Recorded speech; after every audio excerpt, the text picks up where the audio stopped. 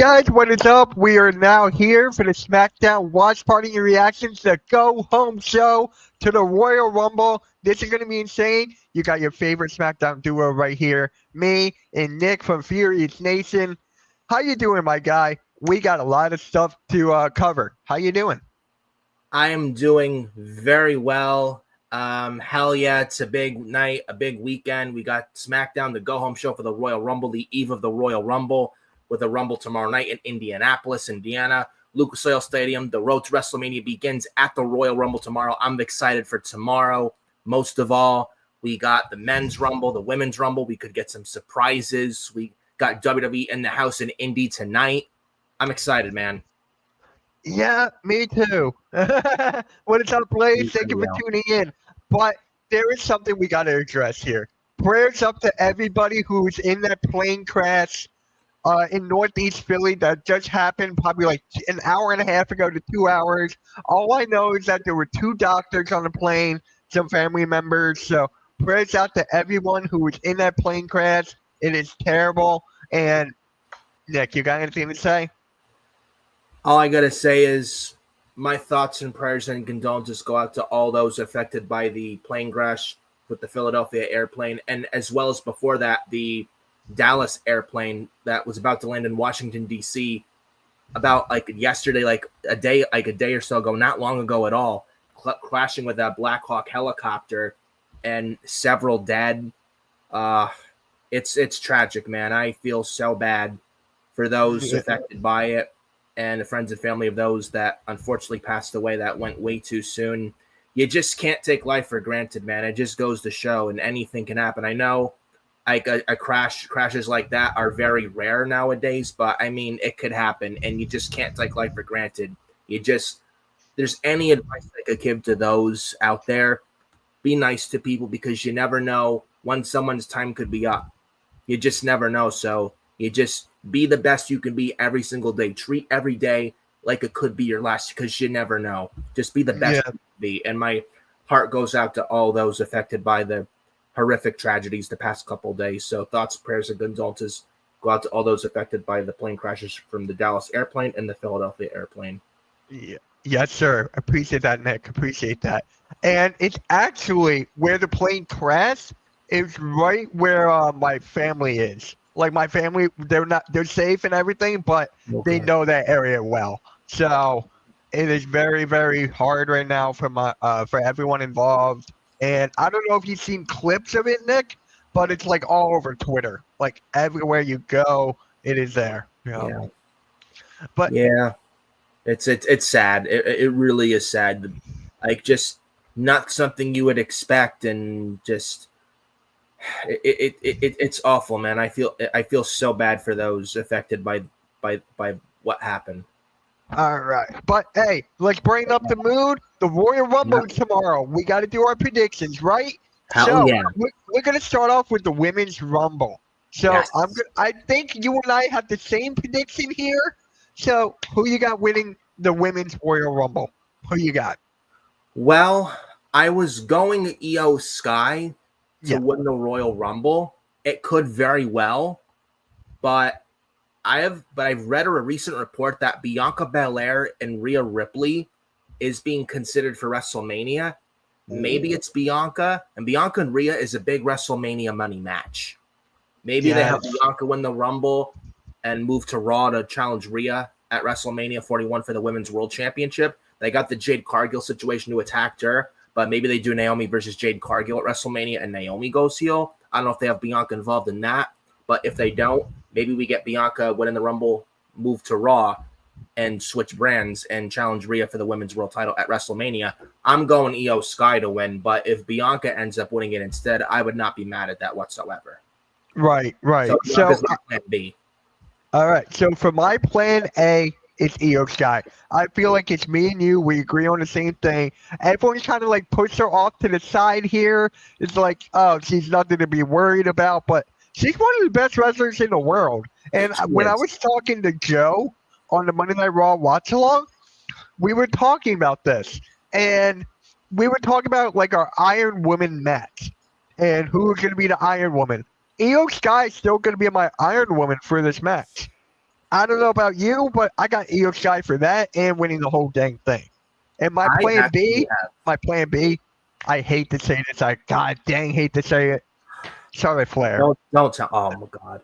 I'm hearing Charlotte Flair. reports from WrestleVotes that apparently a title run could happen to her very. She could be having another title run very soon. Please, Yeah. please no. I don't want it. I really don't. But like, do we have to go through my plan B. the Charlotte crap again, where she comes back, cashes in her Charlotte in the Bank, where she's title match, got to be in a title match, and she wins the title, and she's already a 14-time champion. I could see her breaking her father's record, which like if she does, which she probably will, it means nothing. It doesn't mean she's better than her father. It doesn't mean she's better than her father at all.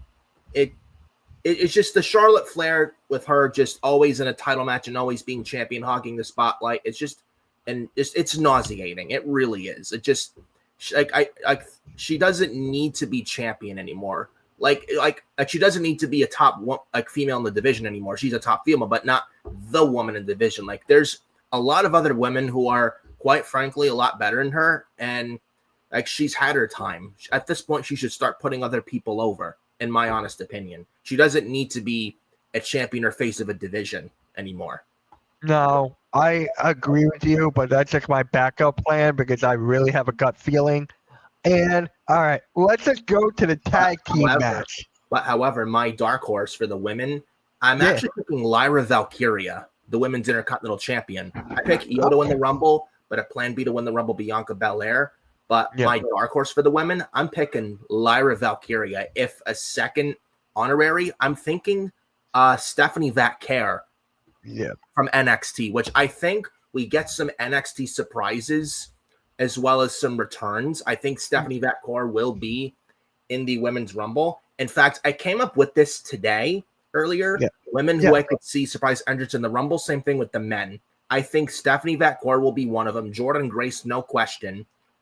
Becky Lynch, Roxanne Perez. I like to see Soruka in there. And also, Soruka.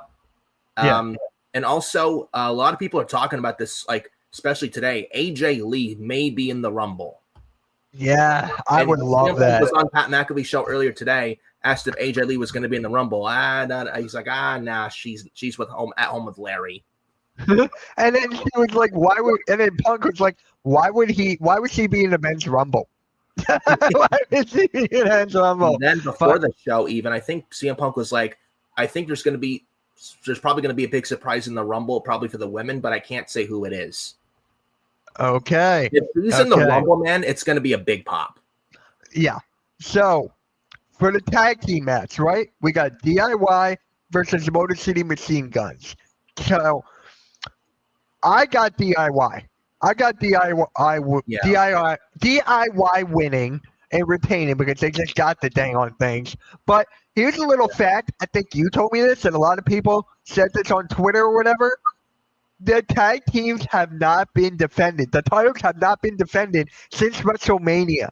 And that is kind of crazy when you think about it. Yeah. When you think about it. So yeah, I think it's kind of crazy and sort of ridiculous. I mean, you've not had those titles defended since WrestleMania, and I don't think they should have split the titles to begin with if this is what you were going to do. And you need tag teams on both shows as well. I mean, though, I will say this, though. At the end of the day, I am looking forward to this. It's 2 out of 3 falls. Yeah.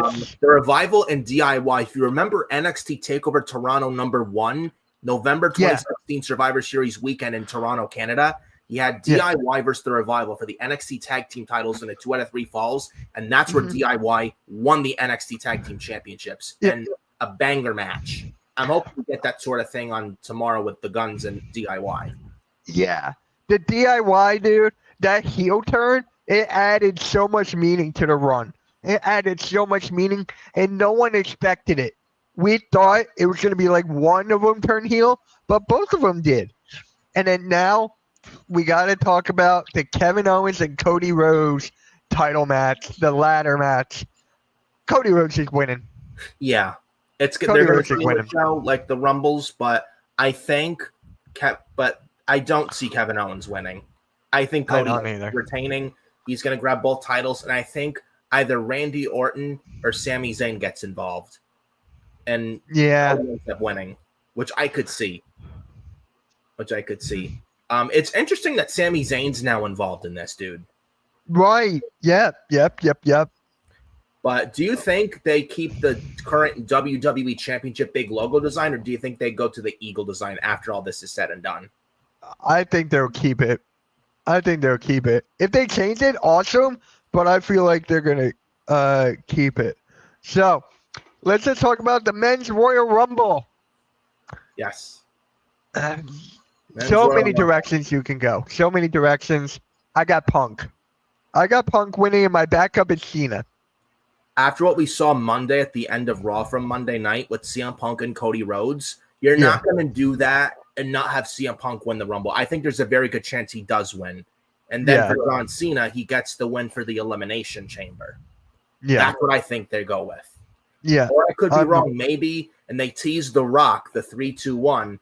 Maybe The Rock, because he's the final boss, he makes it entry 31 and he's in it and he wins the thing and gets Cody at WrestleMania for the WWE Championship. Uh-huh. Because that could be a possibility. But I think CM Punk. What is up, Pirates Fan Blues? What is up? This is your daily reminder to thank the New York Giants for Saquon Barkley. Thank you, Giants, for Saquon Barkley. And by the way, guys, please subscribe to my man Nick here. He is 8 subscribers away. 8 away from 200 subscribers, dude. So hit that subscribe button. The link is in the chat. I don't see Roman Reigns winning it. I see him in the Final Four. I don't have him winning it. And I do have a hot take. The Rock will appear in the Royal Rumble at 31. Yeah, that could be possible. If they don't do a 31 entrant, then CM Punk wins the Rumble. Yes. But the Rumble, Pat McAfee's out here starting up the show. Yeah. Michael Cole's on a podium in this arena for Smackdown tonight. Gainesville Fieldhouse in Indianapolis, Indiana, by the way, where Smackdown is tonight. But we got Michael Cole and Pat McAfee in the house. Imagine Logan Paul wins the Rumble. That's not going to happen. That's not going to happen, but it would be funny. I think that would be hilarious. I think he's in the Rumble too, I think. Yeah, he is. He declared on Monday. Yep. Which he got a lot of heat on Monday, by the way. Oh, my God. Yeah. Maybe we get Logan Paul and Gunther for the World Heavyweight title at WrestleMania. You know who I see Logan Paul facing? I hate to say this. I hate to say it. If Cena does not win the title, it's gonna be John Cena. I hope not. I would rather Gunther and John Cena and Logan Paul versus somebody else. Yes.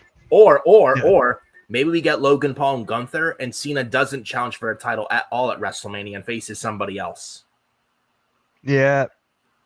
I would say John Cena to chase 17 towards the end of the year. I don't think you do it now. No, you don't. To be honest. Maybe that's the direction they go with. Yeah, Logan Paul and Hulk Hogan, that's never going to happen. Nah, no way. Can you imagine that, though? Just the heat that both of them will get?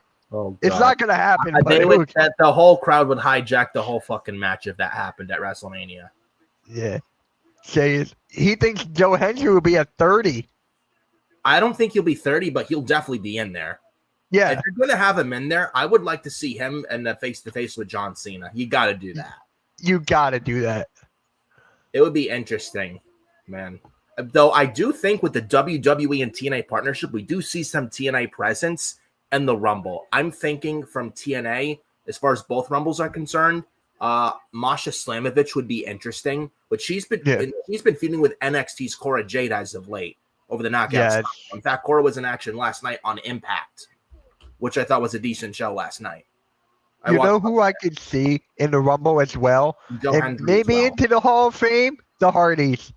I think Jeff Hardy will be in there, no doubt. I'd love to see him. Yeah, Jeff Hardy, I would too. Sure.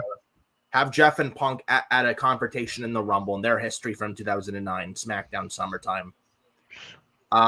Jeff Hardy, Joe Hendry, and Masha Slamovich. I would like to see Nick Nemeth, Dolph Ziggler, but I probably don't think he will. I would too.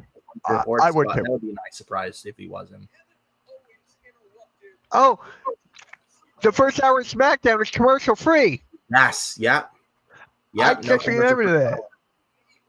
Yep, I saw it earlier. I think that's Logan Paul. Can you imagine if Logan Paul eliminates Joe Hendry?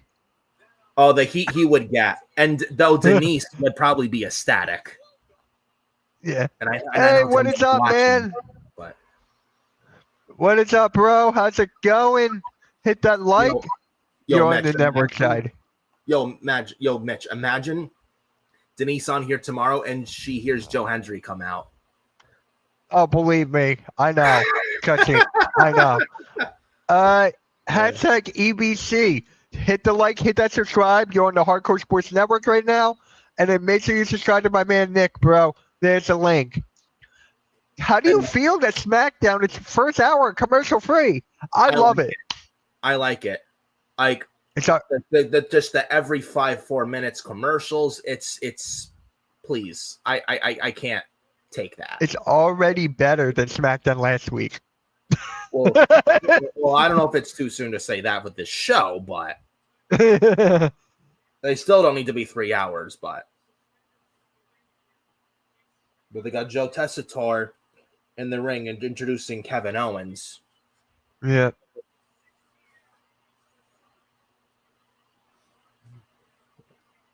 I kind of wish I was an indie, just based off what they're hyping this up, man. RB, what's good, bro? What is good? How's it going? He's on your channel, bro. He's on yours.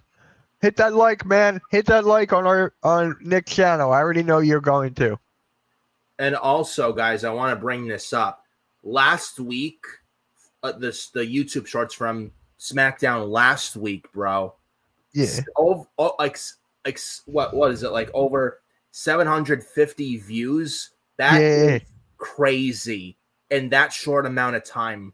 And I want to appreciate all of you guys for the support. And you have no idea how appreciative this is coming from me to all you guys. So thank you so much. And I just want to throw that out there right here now. And it's crazy. It really is. Yeah. And it's honest. Also, the second high-speed video of my entire channel I've had the channel for. It's nuts. That is crazy. I just texted him now. See if he can do it tonight. If not, he will get it done this weekend. So you will have it. Cool. So I just want to say to all of you guys, thank you. And I appreciate all of you guys for the support. And I can't thank you, all you guys, enough. So thank you. I want to go to Preston, Kentucky again. I don't have any thoughts on that.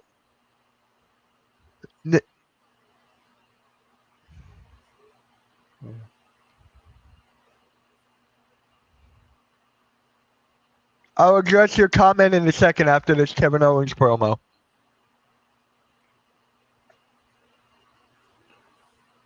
Also, shout out to Paul Levesque, Triple H for going into this year's WWE Hall of Fame class of 2025. Very much deserved for the game, the King of Kings, the Cerebral Assassin, and the current head of creative of WWE.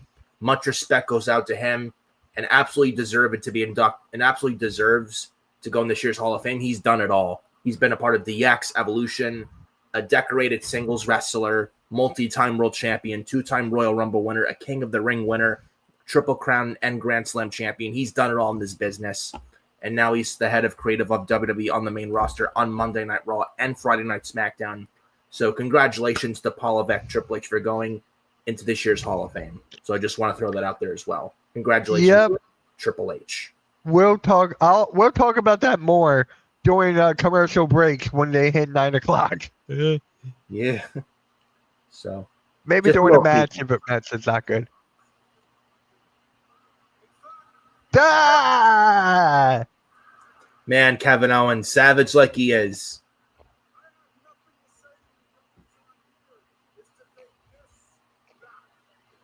Oney's taking the Ingle Wing title off of the suspender. The titles are going to hang high above the ring with tomorrow and Kevin Owens and Cody Rhodes ladder match at the Royal Rumble.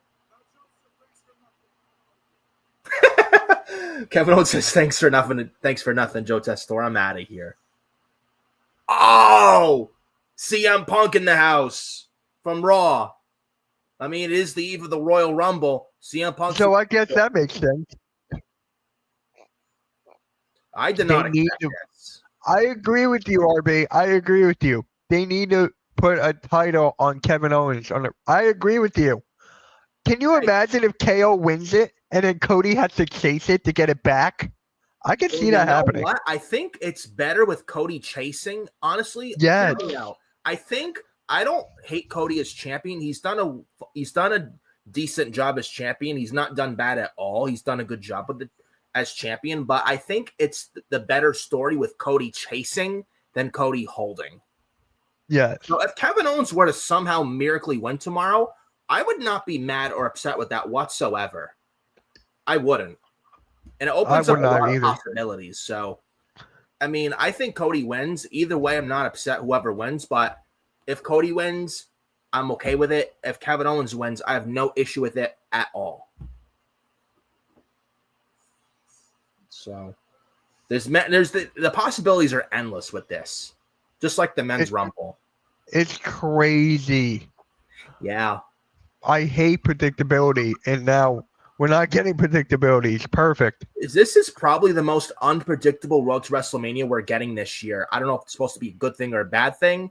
I think it's kind of a good thing because nobody knows, and I think we may be in for a wild ride this year's road to WrestleMania. Very possibly. I agree. For years it'd be very predictable for WrestleMania, what's going to happen at WrestleMania. It's just been boringly predictable for several years. Hasn't felt like this in a long, long time. But CM Punk in the ring now confronting Kevin Owens. This should be very interesting. So. Oh my God. They're chanting. USA Network censoring holy. They're chanting holy shit. I hate that, dude. I fucking do. If this was Netflix, you would hear zero of censoring. That you'd be hearing holy shit. Oh no, you can't curse. It's national television. You can't have that. I mean, fuck the USA Network. Those fucking pussified pussies. Like, I mean, it's like, who cares? It's a normal wrestling chant. You're gonna censor that out? Like, you gotta be kidding me. But anyways.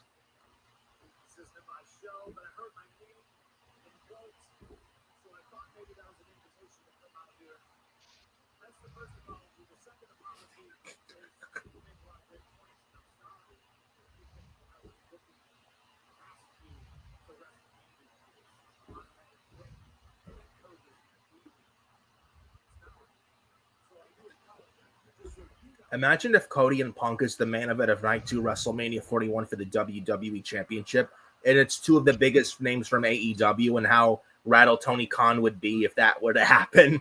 That's a big slap to the face. You want to ruffle Tony Khan in AEW a lot. That's what you do.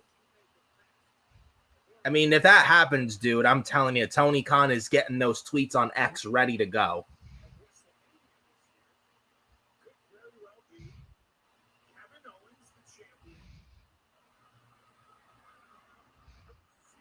They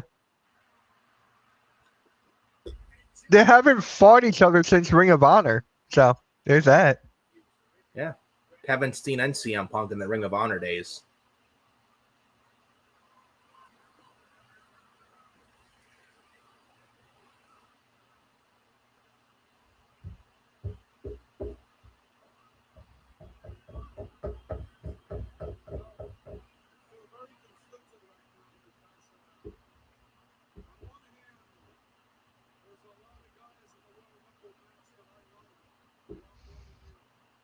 Oh, Cowdon just said there's a lot of guys in the Rumble he likes except for Punk.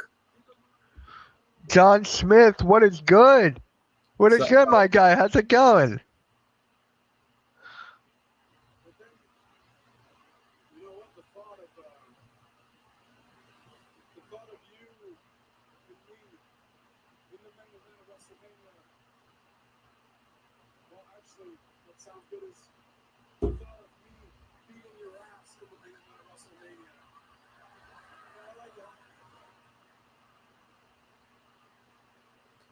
By the way, did you know the Costco guys posted a photo earlier on X with Big Boom AJ holding the current design of the WWE Championship?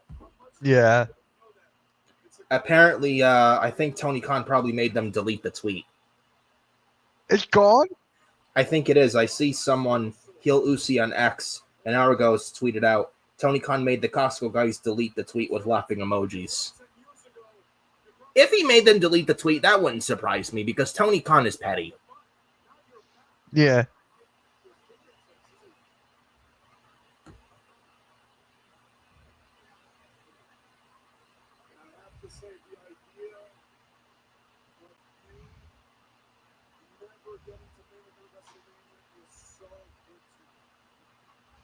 Oh,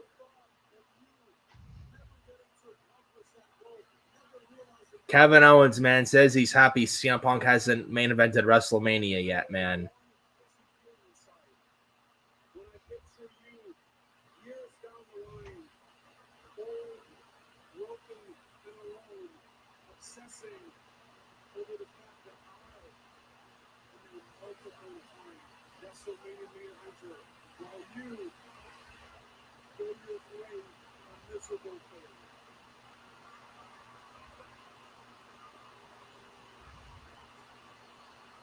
Yeah, Big Boom AJ had the photo and Tony Khan made him delete it.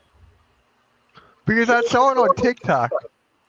Yeah, Tony Khan made him take that down. Wow. Tony Khan. Petty Khan. I mean, it doesn't surprise me whatsoever that happened because Tony Khan is a petty child. He doesn't know what he's doing. He's not a leader. He doesn't know how to run a wrestling company. All he is a money mark, and that's all he is.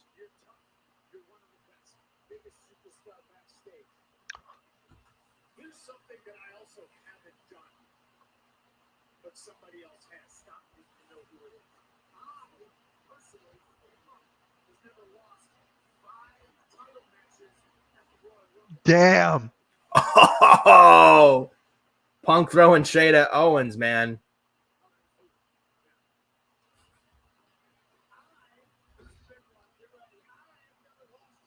Ah! Bringing up Logan Paul. He's never lost to Logan Paul, man. CM Punk, dude. Gotta love it.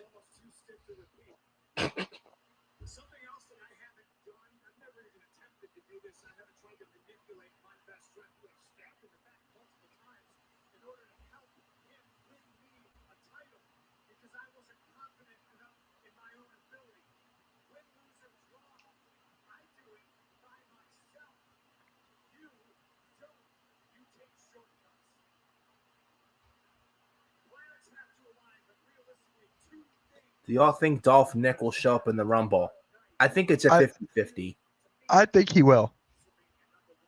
He says he's not going to be in town for the Rumble. I don't know. We'll see. Jordan Grace apparently said she's not going to be at the Rumble because to celebrate her mom's birthday. I don't believe that. I think she'll be in the Rumble. Yeah.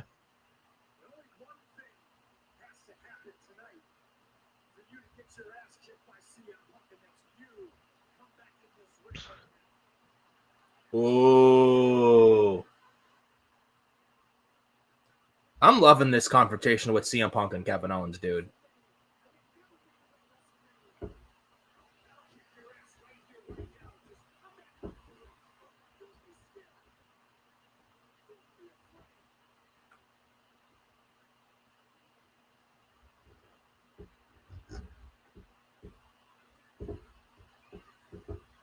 Is he gonna go into the ring? Get into the ring?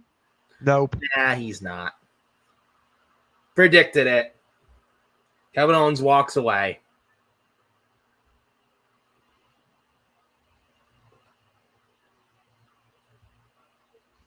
At some point, we got to get Kevin Owens and CM Punk feud, which I think we probably most likely will. That was a very good promo segment with both men. That was good stuff. Anytime CM Punk is on the screen, you stop what you're doing, and you listen to that man talk. Like, CM Punk is must see. I don't care what anyone says. Look who's on the TV now. The Miz, the awesome one. And I know Adam Carl's watching, and yes, The Miz is awesome. So John doesn't want to see KO and Punk. Okay. Yeah. I don't know why, but I mean, I respect your opinion. I think it's a big money feud, to be honest. It is. And they may not like each other in real life, but money's to be made with Punk. I mean, the promos and the matches, good stuff. I mean, look at what we saw tonight. That's just the appetizer of what we could get potentially in the future for CM Punk's feuds for the future in WWE. Andrade El Idolo.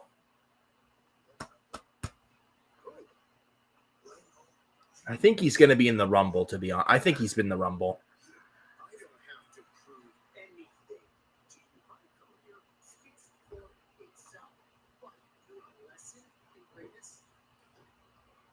John Smith says, yes, I agree. Miz is awesome. All right.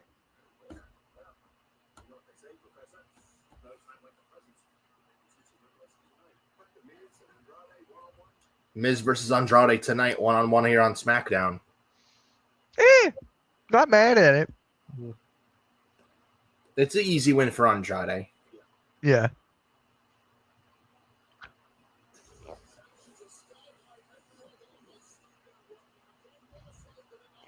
Oh, wow.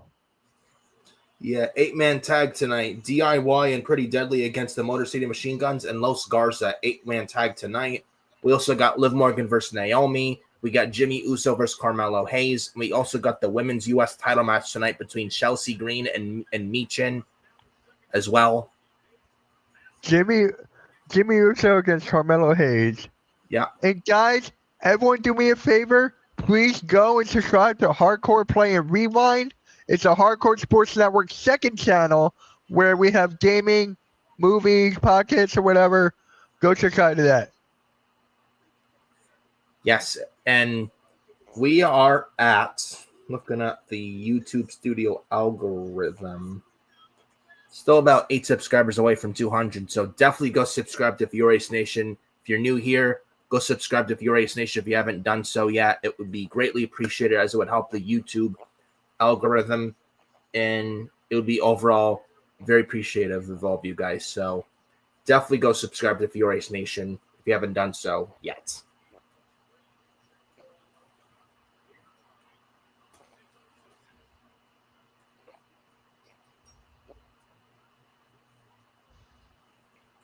So it looks like up next is Jimmy Uso versus Carmelo Hayes. Yep. I don't know. Who are you going for in this one? Because I don't know who I'm going for. Probably Jimmy. I think Jimmy too. I have a bad feeling Carmelo Hayes is going to lose again. Right here. Which sucks to say, which I hate to say.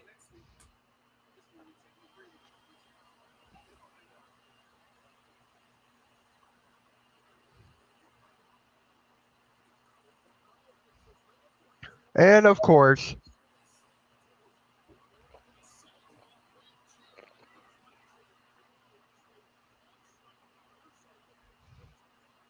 this means Jimmy's going to win. I feel like this is how Jimmy's going to win. Oh, wait, no, that was last week. Yeah.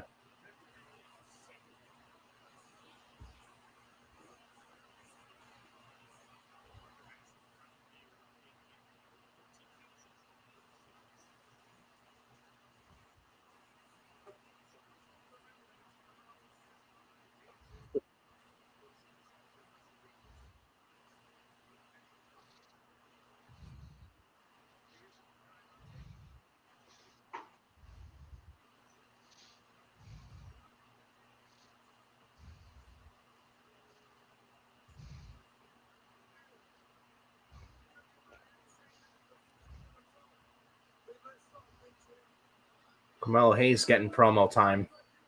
Walking down the ramp. Mm-hmm.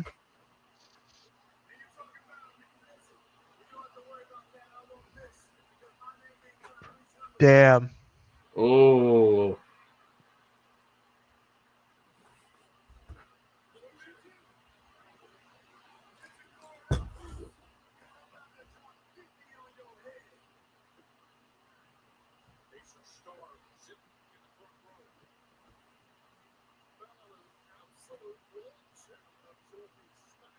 It should be a good match, but Carmelo Hayes deserves better. Let's be real. Carmelo Hayes deserves a lot better than what he's doing right now.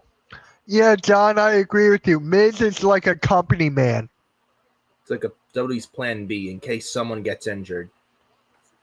He's kind of there to just put guys over at this point, to be quite honest. He's not really there to be pushed like he was in the past. And he is getting up there in age, and I can't see him wrestling much longer. He does. I know he wrestles a very safe style because that's the Miz, but I think, and he's kind of as a wrestler kind of outdated. What I would like to see, whenever the Miz decides to hang up the boots and retire, I think he'll be in the WWE family for life. I would like to see him on commentary. Yeah, me too. And he's always been a very good promo, the Miz. That's always been his strong suit. So if you were to transition to commentary, I would give him a chance on commentary, to be quite honest. I would too. Yeah. But Jimmy Uso, Carmelo Hayes, a crucifix from Jimmy. Carmelo kicks out. And a vicious uppercut from Jimmy Uso. I will say Jay, out of both Usos, has gotten the most success so far. Jimmy is kind of just getting started. I can't really say how he's done so far. He's just getting started. But Jay, man, so over on Monday Night Raw. It's because he got injured. He was injured and lost his steam. He got injured twice. Yeah, unfortunately. So that's why. If he did not get injured, I still agree with you. Jay would still be higher on the card than him. Yeah. But that still hurt his credibility. Nothing against Jimmy Uso, and no disrespect to him whatsoever, but I just feel I like both Usos, but I feel like Jay is the better one. Always has, kinda. And there's a reason he's called main event Jay Uso. He's been Intercontinental Champion. He's challenged for the world title multiple times. At some point, he's got to win a singles title again. And he's lost multiple world title matches as well. Yes. And he definitely made you believe on Saturday against Gunther, dude. He absolutely did. And just so organically over with the crowd. Like everyone's doing yeet, yeet. He sells a lot of merch, and he just has that genuine connection with the fans. And it's not easy to connect with the fans like that, like he does. But Carmelo Hayes now. Ooh. Tope over the top rope. That was nice. Great move. We also get Damian Priest tonight on Smackdown as well. Oh, Carmelo Hayes. Mouthing off in the front. Oh, suicide dive from Jimmy. Who's that? Who's that in the crowd?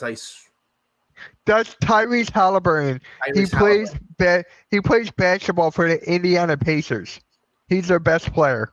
And he's sitting front row and had a face-to-face with Carmelo Hayes. This is not the first time he's done it.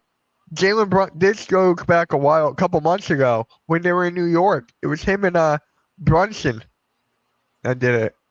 Oh, what an instant Gary turning Carmelo Hayes inside out from Jimmy Uso. Hasn't been bad at all. Very decent match so far. Jimmy Uso getting the crowd fired up.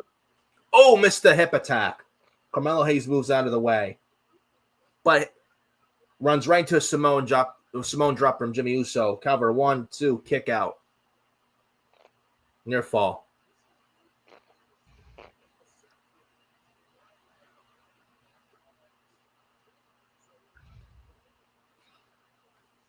Man, Indianapolis bringing the fire tonight so far. First 30 minutes into the show.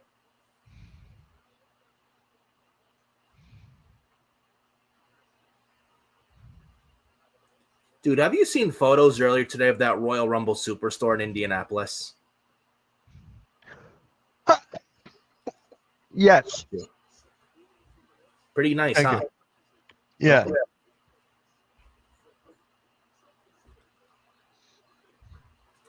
Well, both men on the top rope. It's not a lot of No, keep going. And Jimmy Uso's trying to superplex, but Carmelo's trying to fight this off. Uh-oh. What's going on here? Oh, like a super neck breaker almost off the top rope from Jimmy Uso. Or like kind of off the second top rope. And you see the Angry Orchard writing logo in the center of the ring. Sponsoring Angry Orchard. Now, I don't drink, but, not a drinker. But I'm not either. Yeah. So I don't drink once in a while, but I'm not a big drinker. I don't drink at all. But everybody in the chat, I think Carmelo won. Oh, what a move from Nope. Nope. Check out. He did like that facebuster like that movie does. To the people in the chat, who do you guys have win the men's Royal Rumble? Who do you guys have winning? Both of us got Punk. So I want to see some different answers.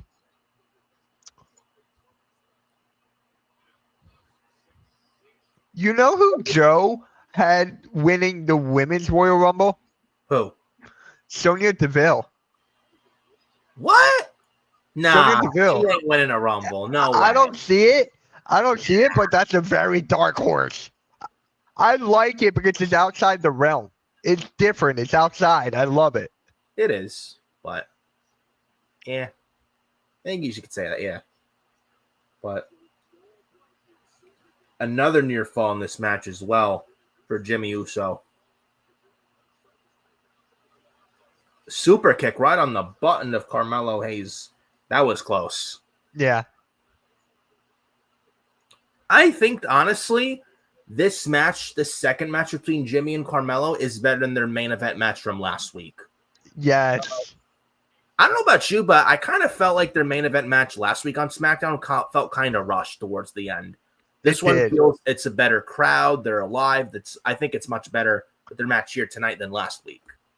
And John, I like the pick of Sami Zayn, but Drew McIntyre, I can't see Drew.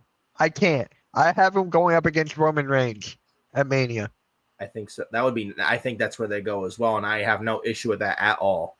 I'm not a big fan of Drew, but they had Paul Heyman and Drew McIntyre in a segment from Raw Monday after they promoted WWE 2K25. So I think we get Drew and Roman at WrestleMania, which I have no problem with. If we don't get The Rock and Roman this year. But so Carmelo Hayes just hit a very nice frog splash, but Jimmy Uso kicked out. So I'm on Twitter right now. You're going to like this. WWE tweeted out, Punk saying, I've never lost to Logan Paul. And then right after that, Logan Paul is catching strays. Oh, I love it. Oh my God! And imagine CM Punk feud with Logan Paul. Oh, Carmelo Hayes tried to cheat, but kick out. It's over. Roll up. A fruit roll up. Yeah. That I did not expect. I had him winning, but not like that. Yeah. Well, Carmelo Hayes tried to cheat, and he got a taste of his own medicine. Jimmy rolled him right up for a 3. Got a fluke victory, but I kind of figured Jimmy would win. I was hoping Carmelo Hayes to win, but he's a guy that he's taken so many L's, but he can still bounce back. And his performance in the Royal Rumble would solidify that. Because a lot of people have him as the Iron Man, Matt. Iron Man. And I think he'll be in the Rumble, I'm sure. Oh, he definitely will be in the Rumble. There's no no doubt about it. Yeah. It makes me wonder if Trick Williams will be in the Rumble tomorrow as well. If Carmelo Hayes is in it, I'm pretty sure Trick Williams will be a surprise entrant from NXT in tomorrow night's Royal Rumble as well. But we'll have to wait and see. Now we got a video Royal Rumble by the numbers. Love one of these videos, man. Royal Rumble by the numbers statistics, bro. I love it. Starting highlights of Rey Mysterio winning the 2006 Royal Rumble, John Cena winning in 2008. Temple Plays, what is up, my guy? He's from the UK, by the way. DIY and Motor City Machine Guns are about to cook at the Rumble tomorrow. Looking forward to that. I agree. What is up, Brayden? What is up, my guy? How's it going? And guys, make sure you guys subscribe to the Hardcore Play and Rewind YouTube channel. Make sure you subscribe to that. I uploaded a new video over there. It's the Hardcore Sports Network second channel where we already have a podcast up and we already have a gameplay video.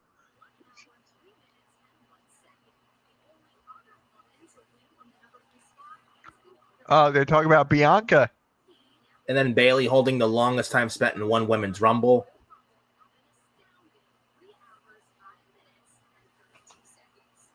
You know what happened from the last DIY 2 out of 3 Falls match? They cooked against FTR and NXT.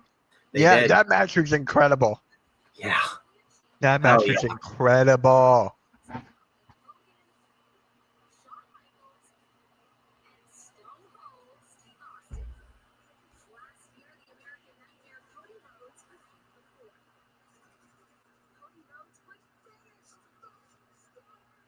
And then John Smith comes in and goes, Drew versus Cody will be a great feud for Mania. I can't see that. Nah. I really can't. It wouldn't be bad. Don't get me wrong. It would be great, but I see Drew going after Roman and I see Cody going after Punk. Or a Punk going after Cody. Yeah. Santino Marella. He's only in 1 second in the 2009 Royal Rumble. I wasn't ready. I wasn't ready. I think the Warlord record may have been broken.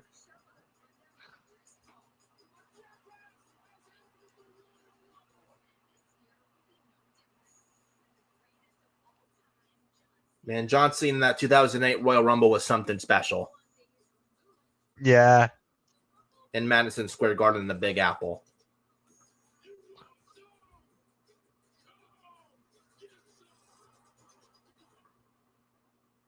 Man, my favorite Royal Rumble of all time has to be 2007 when it was down to The Undertaker and Shawn Michaels. McIntyre versus Gunther? We already saw that, didn't we? At SummerSlam two years ago. But was that a triple threat? No, that was SummerSlam 2023 in Detroit. So I'm betting on the Rumble tomorrow. So you're going with Drew McIntyre. All right. We'll see. We'll be live for the Rumble tomorrow, guys. It'll be me, Nick, Mac, Joe, and Denise. We're gonna have a big party. It's gonna be a lot of fun. I'm gonna have one rule. We cannot go on Twitter at all. Because my phone is gonna be probably on another floor. I'm gonna block out of Twitter. We don't want to be spoiled. So that's what I'm getting at. Maybe you see it differently than me, but that's the way I see it. I don't want to be on Twitter for it. Yeah. I don't blame you. You want the Rumble to be exciting, unpredictable. Yeah. That's just me. But if you want to go on Twitter, go for it. I know I am not. Denise is probably not going to be on Twitter at all. I'm not even going to have it on my computer. I'll just be on it. It won't even be there. Yeah. But man, I'm so excited for the Royal Rumble tomorrow. That was a very nice video package for the Royal Rumble by the numbers. That they always do a good job with that stuff, dude. They really do. They do. My favorite ones for Royal Rumble by the numbers from the years 2008 and 2010 and 2011 when they hyped you up for the Royal Rumble those years for a promo. Yes. When they had the 2010 Hero by Skillet, the theme song for the 2010 Royal Rumble, which was a great theme song. Living in a Dream by Finger 11 for 2011. Really, really good stuff. So reasons for McIntyre to win. He didn't win the world title with fans due to pandemic. Last year he got screwed by Punk and Priest cashed in. That's a very good reason. At some point, Drew's going to win a title in front of a stadium, but not have with no cash and anything. He does, and he deserves it because he's put in a lot of good work over the past over a year or couple years, and he's one of their top guys, and he's done very tremendous as of late, and still to this day, and one of your top guys, and he should be rewarded. Yeah, and then John Smith comes in.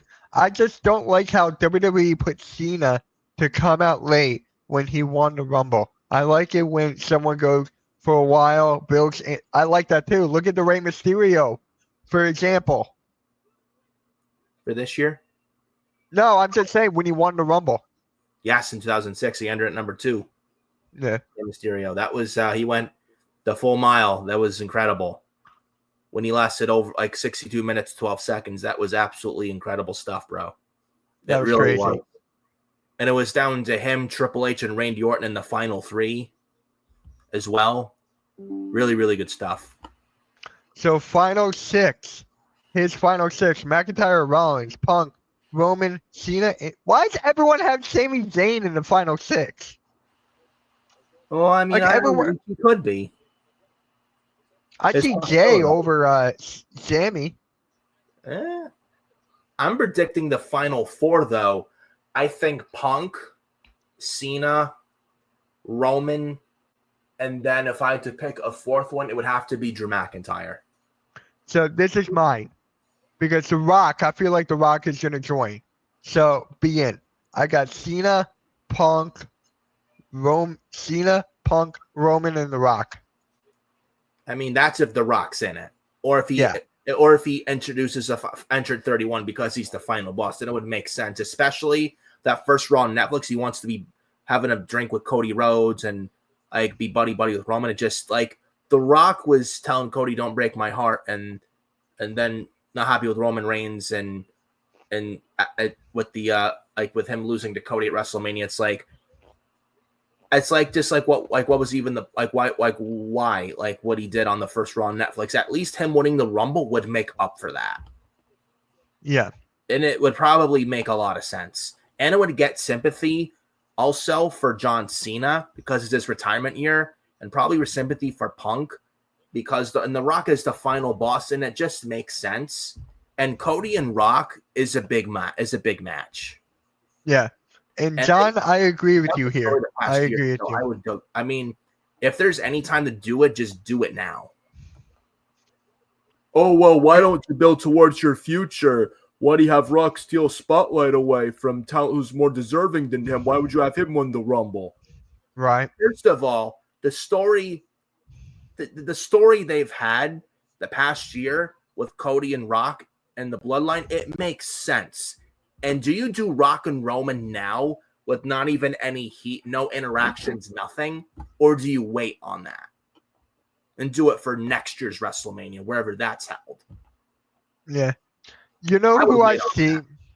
You know who I see facing Chelsea Green for the women's title at Mania? Women's U.S. title? U.S. title, thank you. Zelina Vega. Yeah, well, she's traded to SmackDown. Apparently, that is why. Window. And the transfer window closes tomorrow, by the way. Zelina Vega moved to SmackDown with the transfer window and is out of LWO. And you know who's coming back to WWE? I think we know where Aleister Black is coming, which Brandy's coming to. And I think he's coming to SmackDown to be with his wife. What about Matt Cardona? You think he'll be in it? He's in Indianapolis for WrestleCon. I absolutely see him in there, and I think he will be. And that would be a nice surprise. And I do think it's a stepping stone to him coming back to WWE to sign back with him. And it's a long time coming. He deserves it. He's killed it on the Indies betted on himself, reinvented himself, made himself into a big deal star, and I think he deserves to come back to WWE, and I think he'd be much better off for it now than he was in his first run. And I agree with Tempo here. I think Jacob Fatu, he's actually my Iron Man. So I think Jacob Fatu will have the most eliminations, and I think he will eliminate everyone from the bloodline. What if he runs into Solo and Solo tosses him out, leading to Solo versus Jacob at WrestleMania? I'm fine with that. I'm fine with that. It's a possibility. But you mentioned Chelsea Green. Zelina Vega. I mean, it's not bad. I would have Piper Niven in there take the title off Chelsea Green, because I'm thinking if Matt Cardona comes back, put him on SmackDown, get Chelsea Green away from Piper Niven, and put Chelsea with her husband Matt Cardona as a heel, like male-female pairing as heels. Then have Piper Niven in the SmackDown Women's Division be a monster by herself on her own. Because I think Piper Niven should really be on her own. I don't think she needs Chelsea Green anymore. Don't get me wrong. I've been liking the pairing. I've liked the pairing for months. Don't get me wrong, but at some point, it's like everything has an expiration date and an end date. Yeah. And Piper's good enough to be on her own. Let's be honest. Her work in the UK on the Indies and in NXT UK, I think she could do well for herself, especially now on her own.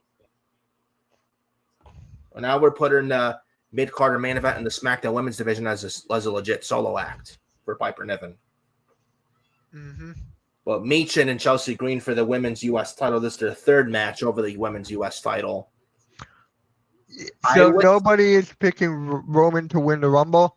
So I don't want to see it again. No, I don't want to see it again. Unless you're going to lead to Roman and Rock, then I don't want to see it. Unless you do Cody and Roman 3 and it leads to Rock screwing Roman, unless you do that, then I don't want to see Cody versus Roman again. Oh my God, this is just funny. James Ellsworth tweeted out, "My SmackDown win-loss record is better than Carmelo Hayes." I hate to say it, but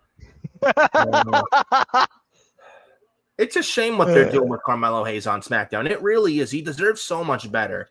You call him up, and he hasn't done shit as of late. Like he's fine, but I mean, could he be better? Yeah, absolutely, he could be better. And with them closing the transfer window tomorrow, I hope we get a draft this year after WrestleMania. And if we do, I would absolutely move Carmelo Hayes over to Monday Night Raw, because he's doing nothing on SmackDown at all. Yeah. But why don't we want to see it again? Because we've already seen it twice. It's the same thing over and over again. Bruce Harper, my guy Bruce. How's it going, Bruce? Hey, Bruce. I think you're already subscribed to Nick here, but just in case, I'm going to put Nick's link in the chat. Give me 1 second. Just in case, but I know. Make sure you subscribe to Nick. I think you already are, but Miss, this is the first time I saw the new channel. It's awesome. Which one? The Hardcore Play and Rewind? That one? Because that one was perfect. All right. I think Bruce already subscribed to you, but he'll go check. Cool. But Michin and Chelsea Green Women's U.S. title is their third encounter for the Women's U.S. title. Their first encounter at Saturday Night's main event last month was good. Their second one, not so much. I'm hoping this one's better. Oh. Ita feet. Michin gets Ita feet. And Piper Niven drags Chelsea out of the ring. Oh, he just subscribed to you, Nick. Thank you, he just subscribed to you. He's a very good guy. Me and him emailed each other before. So he's a very good guy. I trust him a lot. John disagrees with your take. I disagree. Melo is putting in the work, and he can take losses for now. I mean, I absolutely agree. I mean, don't get me wrong. He's definitely putting in the work, and he's having decent, good matches. Don't get me wrong. Well, it's a kendo stick. I just wish the man was just. I mean, we kind of expected him to be thrusted into a big deal like title picture, big deal main event spot right away. But I understand there's a time and a place, and you don't want to push him too quick. But I mean, the man is just so good not to be pushed properly. So Bruce says, Nick, Mitch knows all the best people and channels on YouTube, and he tells me. Yeah. And if something's happened, he knows I can email him and I tell him what's up. Nice. And yeah, Meechin and Chelsea Green ends in a disqualification. Meechin grabbed the kendo stick. Lame. Does this mean it's going to be a fourth one? Please, no. That's the next thing. I don't want to see it. I don't care. I don't care. I don't care. Like, I don't. I don't want to see this. I don't want to see Meechin versus Chelsea Green anymore after this. Yeah, Nick, you have 193. Nice. Nice. So we got Naomi and Bianca Belair. Thank you, Bruce. That means a lot. Thank you. I really agree. Thank you so much, Bruce. Like, you know what I had to deal with a certain someone. So thank you. That means a lot.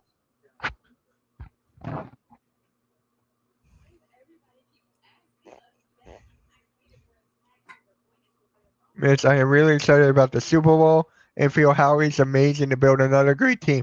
I'm right there with you, Bruce. I am really confident here. This is the most confident I have felt about the Eagles in years. Years. I'm really confident right now. I was hoping we get the sad to hear. Super Bowl. I was hoping we get the Buffalo Bills in the Super Bowl, but those damn Kansas City Chiefs are in it, and I hope to God they don't win. Yeah. Mitch, that was sad to hear, but I know you always do the right thing. Thank you, Bruce. Thank you.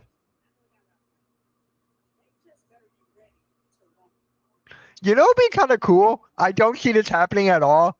Can you imagine if Jimmy Uso wins the Rumble and then you have Naomi winning the Rumble? Can you imagine that? Yeah. It's not going to happen, but that would be kind of cool. The chances of that are very low, but yeah. It's very low, but I'm just like, dude, that would be so cool. Yeah. But Nick, don't worry. I know the Eagles are going to fly high and win the Super Bowl. Just like Cody Rhodes last year in Philly finished his story, the Eagles need to finish their story. Yeah, but here's the thing. Someone on X post Cody did it at our home stadium. Yeah, we don't get to do it at our home stadium. In Lincoln Financial Field, birthplace of ECW, the city of brotherly love, Philadelphia, Pennsylvania. Oh, wait, I just realized we finally got a commercial. Yeah, we're almost 5 minutes into 9 o'clock here. And my buddy just sent me a text.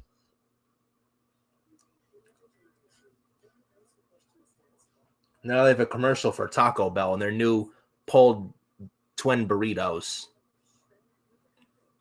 Love me some Mexican food. One of my favorite foods is tacos or burritos, but I mean, I make good tacos homemade myself, but I mean, I know there's Taco Bell, but no, it's not really real Mexican food. I mean, it's fine, but I mean, it's not real Mexican food. You want real Mexican food, you got to go to a real Mexican restaurant. Yeah. Or homemade, like quesadillas, tacos, burritos, tostadas, you name it. Do you think Solo will? Yes, I really think Solo will be back in the Rumble. I don't know what entrant, but I love his entrance. I love his theme song.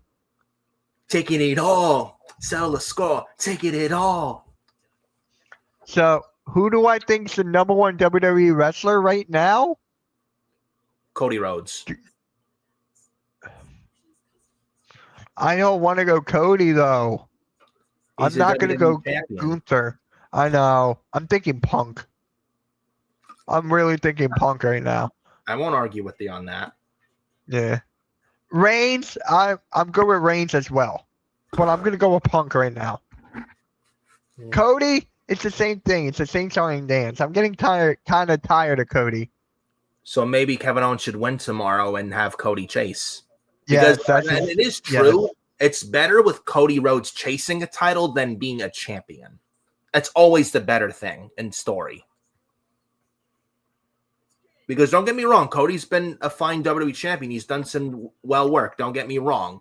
Is it the greatest? No, but is it good? Yes. But I do think it's better with Cody chasing than holding the championship itself. I do. If Kevin Owens were to win somehow miraculously tomorrow and Cody Rhodes chase the title and win back the title at some point, maybe at WrestleMania, hey, I wouldn't be mad at that.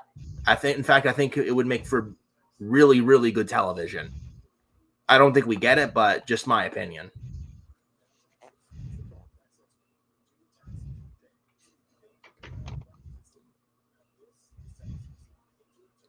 Let's say. My buddy just texted me right now, Nick. He goes, AJ Lee, ? Because he sent me the Pat McAfee clip. Is there a chance we could see her? Maybe. I'm not getting my hopes up, but if she's in the Rumble, man, I'm telling you, that Indianapolis crowd is going to go absolutely insane if she comes out. This would probably be the biggest pop since the men's 2020 Royal Rumble when Edge came out. And that was incredible. Absolutely amazing. Just awesome stuff. Just like phenomenal stuff when he came out. And no one expected phenomenal. Where's AJ Styles here? There's no Styles. Phenomenal. Well, he had to do that. Yeah. Well, Denise, I think he'll be in the Rumble. AJ Styles, yes. And he is in town and he is in Indianapolis town as well. And him back would also be good for SmackDown because they could use a guy like him. All right, I'll be right back because they're showing the Charlotte Flair vignette again. Oh God, I don't blame you. I'll be right back. All right. Yeah, I don't blame Mitch. It's the same. Subscribe to Hardcore Play and Rewind. Be right back.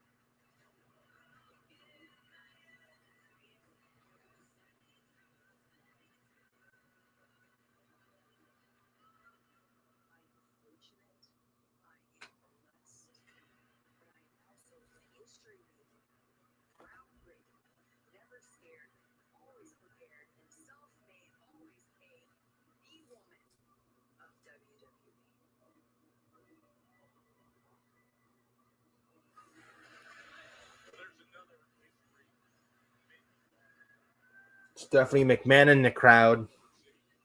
I think it's one of her daughters in the front row with her as well. Very nice to see Stephanie in Indianapolis, and she was on the Pat McAfee show. She has her own thing going on as well, her own business. Good for Stephanie McMahon. I'm glad she's happy and doing well for herself, and I do miss her in the WWE.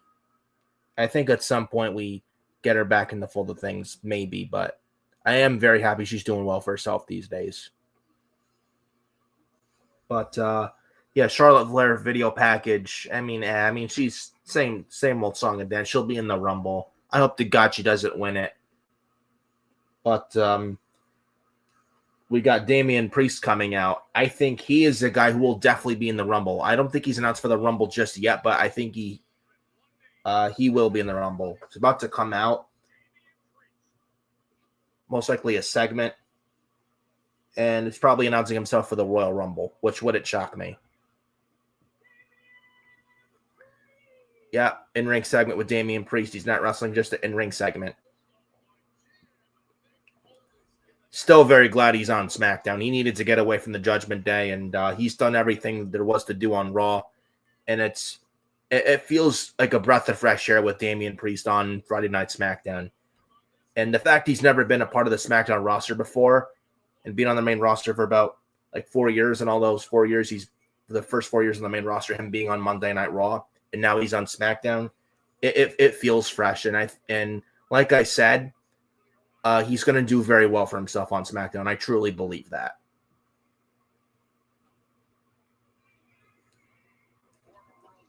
I'm back. Yeah. There was more angles of the plane crash. Terrible. Absolutely tragic what happened, and and I mean unexpected, and no reason for them to die. But it's just you just never take life for granted at all. It just goes to show you can't sit there and blame this and that. I mean, it's all in God's hands. You just never know when it's your time. You just can't take life for granted. Treat every day like it's your last day, and be nice to everybody. Don't be nasty. Show respect. Just be nice to people because you never know.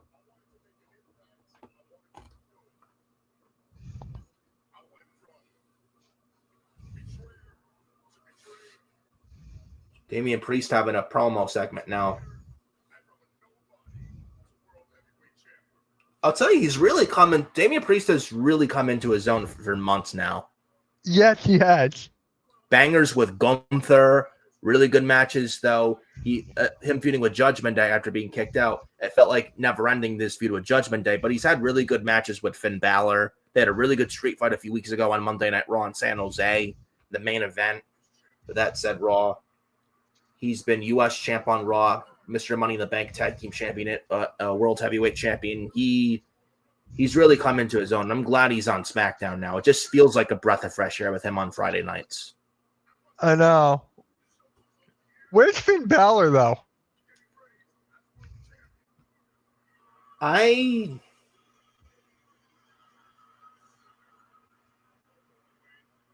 is this? Fatu. Jacob Fatu. Samoan Werewolf and Damian Priest. This is interesting. And then there's Tama Tonga. Yeah.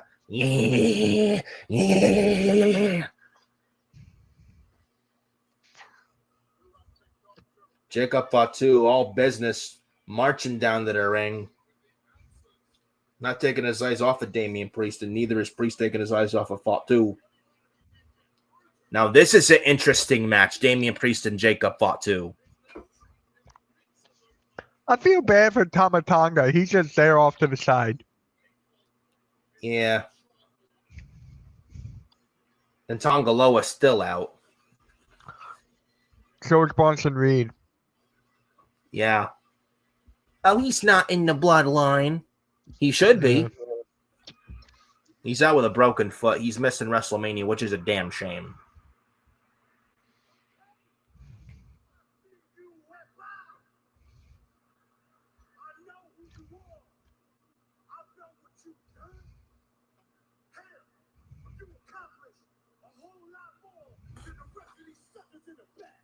That is true. You just stated that. He's right.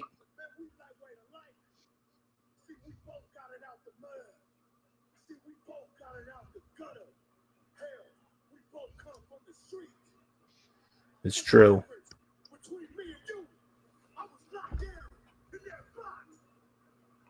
This is crazy.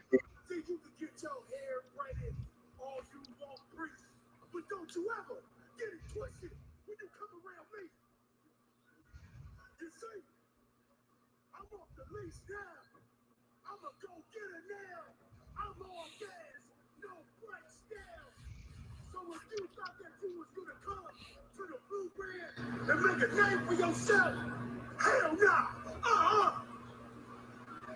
I'm gonna let you know exactly how it's going down here. This is great. Jacob Fatu comes off so natural on the microphone. Yeah. He's a very good promo. You don't even need to put him with a manager or whatnot. He's good enough to talk for himself, and as of late, he's cut some really good promos, dude.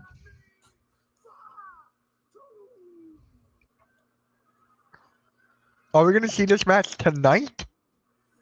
I don't know, but I would not mind that.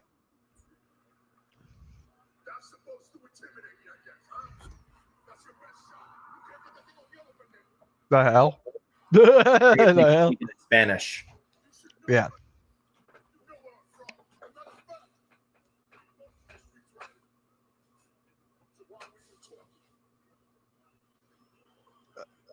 Oh, Damian Priest is blessed to Tama Tonga with a super kick.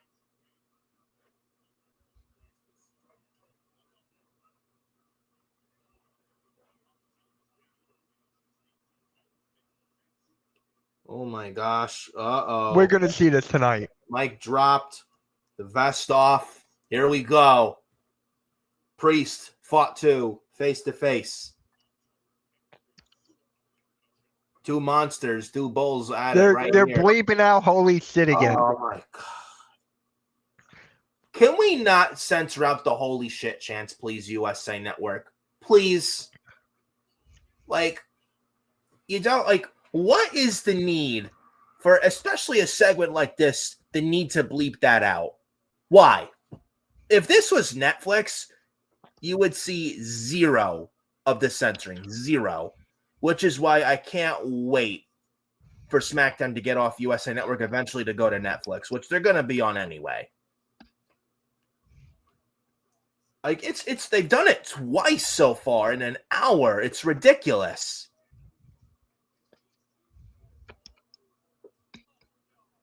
I can't stand these TV networks that LA it's like, Knight. oh, no, you can't curse.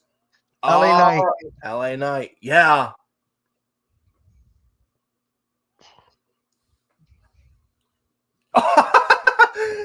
LA Knight just kicked the chair right in Tama Tonga's face. And Tama Tonga. Jacob Fatu just punched the chair. Oh my god. Uh-oh. Super kick. Yep. Appreciate that, Agent. Thank you. To the back of Jacob Fatu.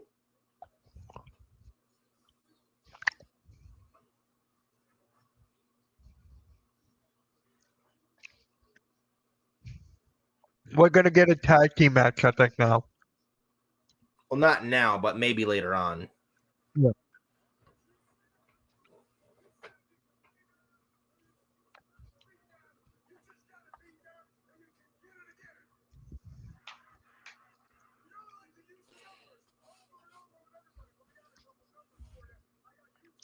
Agent, subscribe. Oh, wait, that's the wrong link.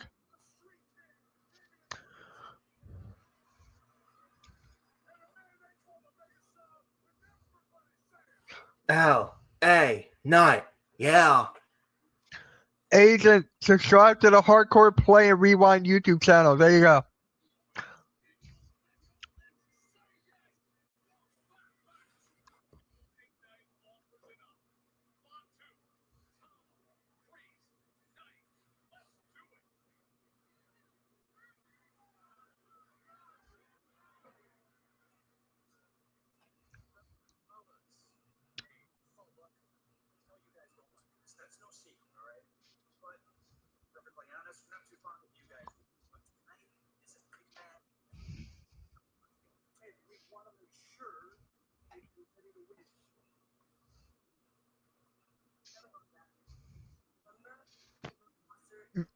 Me too, Agent. Me too. It sucks.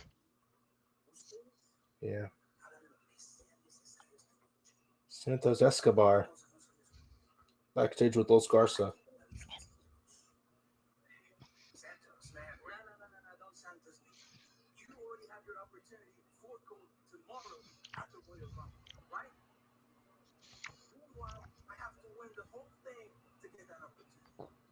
So Santos is in the Rumble. Santos Escobar's in the Royal Rumble. Yep. Makes me wonder, are they going to do a lot of surprises for the men's Royal Rumble? I don't know. I don't think you need to do much. Maybe a couple, but not a much, because I think Vince McMahon did that when he was in charge. He did way too much surprises because he didn't trust his current roster. And he had to dip into that cookie jar way too many times. I don't think you need to do many surprises. Maybe a few. Maybe one TNA representative, and then maybe either Aleister Black, if he can make it, or Matt Cardona. Maybe Cardona, Black, and a TNA representative, or like Joe Hendry, or maybe Joe Hendry, Jeff Hardy, and Cardona. I would say no more than 2 or 3, to be quite honest.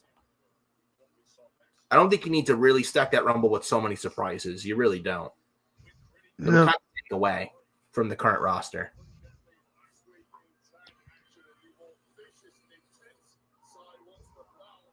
But pretty deadly and DIY 8-man tag team match coming up next.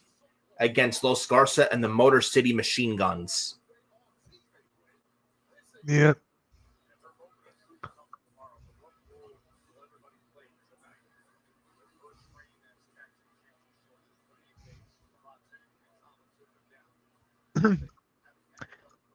Nick, my buddy just texted me this. You're going to like this. This Okay. is genuinely one of the first Rumbles in forever. I genuinely don't know who wins. I feel the same way. It's kind of unpredictable, and it hasn't felt like this way in several years. And you know what? I like that because we've not felt that in a long time. How many years we felt a predictable Royal Rumble? Oh my God. Decade plus. Yeah, at least a decade, bro. Not felt this way in a long time. And you know what? I like that. I don't hate that whatsoever. And that's what the Royal Rumble should be. It should be unpredictable because you never know who's going to come out, who's going to show up, who's going to win, most likely. I like that. And that's what the Rumble is about and should be about. That's the point of the Royal Rumble. What's up with Ciampa bumping Johnny on his way out? I don't know. Maybe it's just Ciampa doing his psycho killer thing, but I don't know. At some point, I do think once DIY drops those titles, I think at some point we get them feuding on the main roster. I agree. Just not now. When they lose those titles and when the time's right, I could see them feuding. And that is something that I want to see. Relive their black and gold NXT feud with Ciampa and Gargano. I'd love to see that. I want that too. You have Johnny go back as a babyface to feud with a heel Tommaso Ciampa. Hey, you get no complaint out of me. They killed it in their feud in NXT Black and Gold. They really did. And you had Aleister Black involved. Really, really great stuff. And I would not mind reliving that. And I would not mind at all if they relived that on the main roster. I would not mind that at all. Like even it's like an upper mid-card feud. Hey, yeah. No, zero complaints out of this guy right here. Zero.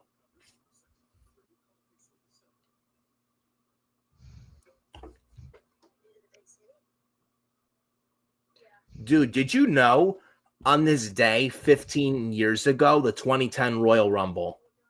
Fun little fact. What? On this day 15 years ago, the 2010 Royal Rumble. My January God. 31st. Yeah, 15 years ago on this day. Man, the 2010 Royal Rumble, that was an underrated Royal Rumble. Yep. They had Rey Mysterio and Undertaker for the World Heavyweight Championship. Randy Orton versus Sheamus for the WWE Championship. And then he had the 2010 Royal Rumble. He had Beth Phoenix in there eliminate the Great Khali. He had CM Punk go on a little tirade when he had the Straight Edge Society gimmick when he eliminated like several guys. Remember the RKO on Nia Jax? Yes, 2019 Men's Royal Rumble. Yep. And then a 619 before that. And I think Randy eliminated Nia, correct me if I'm wrong. I think Randy Orton eliminated Nia from Jax from the 2019 Men's Royal Rumble. I think she did. I mean, she eliminated Mustafa Ali, that's for sure. I do remember that. But that was after she took out R-Truth, who was entry number 30, but took his spot. I remember that very well, and from Phoenix, Arizona, that 2019 Royal Rumble, which I thought was a good show. I thought that was very good. So, guys, very sad note. It turns out there were 6 people that passed away in that crash tonight. It was 6. It was 6, yeah. Wow. Sorry I had to be a bearer of bad news, but I feel like you guys should know and just keep thoughts and prayers to everybody in Philly right now. It's disgusting. It truly is. Prayers and condolences go out to the families affected by this horrible, horrible tragedy. Mm-hmm. But hey, I was just thinking the other day about AJ Lee, right? Yeah. If she does appear in the Rumble, who eliminates her? That's a good question. I think Roxanne Perez. Okay.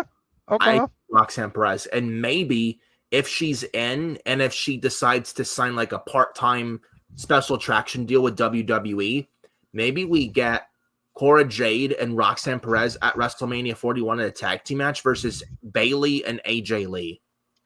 Yep. And you have Cora and Roxanne called up to the Raw brand. And you have AJ Lee sent to the Raw brand and Bayley's on Raw now. What if you do that? Or if you don't have AJ Lee on the WrestleMania 41 card, you know she's a native of New Jersey. SummerSlam 2025 is at MetLife, both two-night event. They're in New Jersey, MetLife Stadium. Maybe you save AJ Lee for that show. Yeah.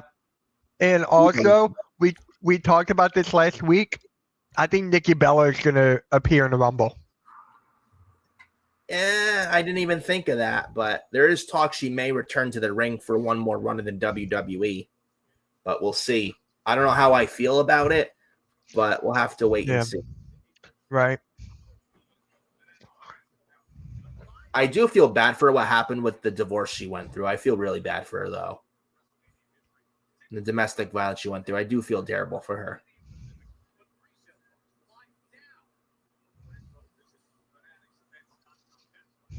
They have this thing now for WWE World for Las Vegas WrestleMania 41 weekend. John Smith also says, do y'all remember the RKO on Stacy Keibler? Yes.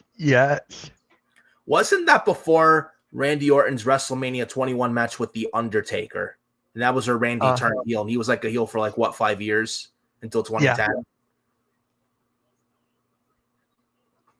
Yeah, I remember that, man. That was when they cemented his heel turn, and he had to go heel at that point. After his very very piss poor face run from late 2004.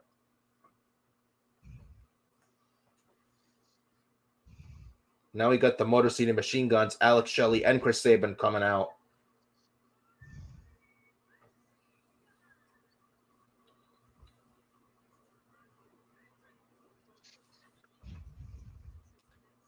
Again, the Guns and DIY. It should hopefully be a banger tomorrow. I think it will. Let those guys go out there 20 minutes in Indianapolis tomorrow and let them fucking cook. I hope they do that. Here we go. It's 6-man tag. 8-man tag. 8-man, sorry. Amen.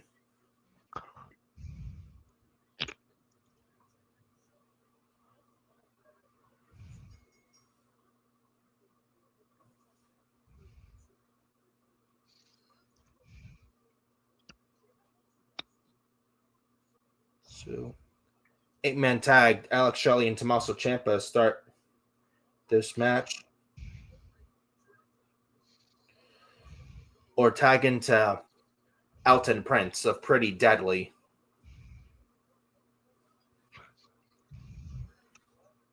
I don't know about you. Am I the only one who feels this could lead to Pretty Deadly versus DIY for the tag titles in the end? You know what I feel like it is? And they may turn Pretty Deadly babyface. I'm feeling a fatal 4-way. Between all four of these guys? What about the Street Profits, though?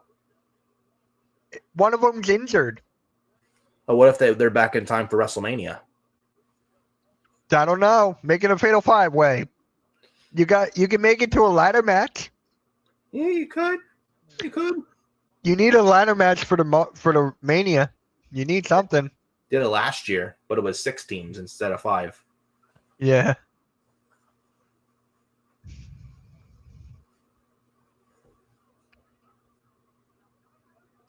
And we're on picture-in-picture commercial. Eh. Not that long. Look, there's smoke. There's still smoke. You see that? I do. Oh, wow, that's crazy. Yeah. That's crazy. Insecurity from Berto or Humberto Carrillo. Very nice moonsault from Humberto Carrillo. It's a near fall. Ciampa kicks out.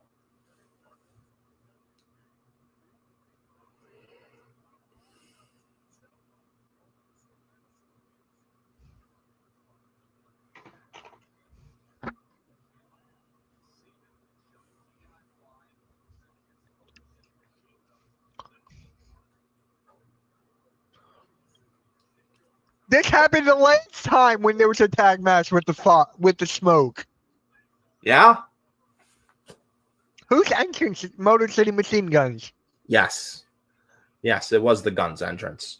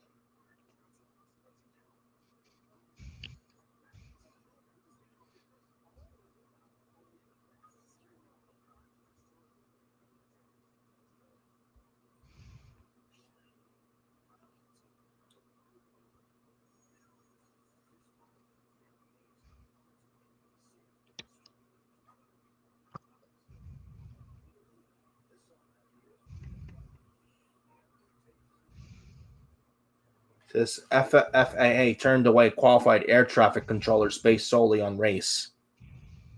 Just reading this now. It's still a shame what happened, though.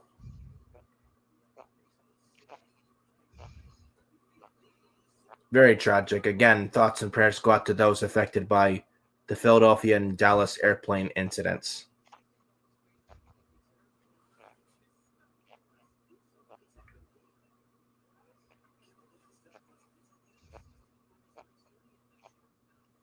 Let me ask you this, Mitch. Do you think Alexa Bliss shows up in the Royal Rumble?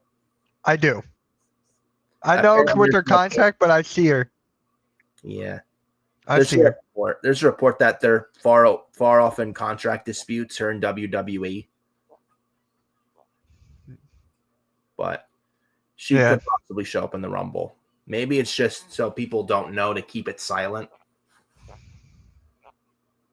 She does have some star power name, but she's a decent hand. I mean, she's not the best wrestler ever, but she's a good heel.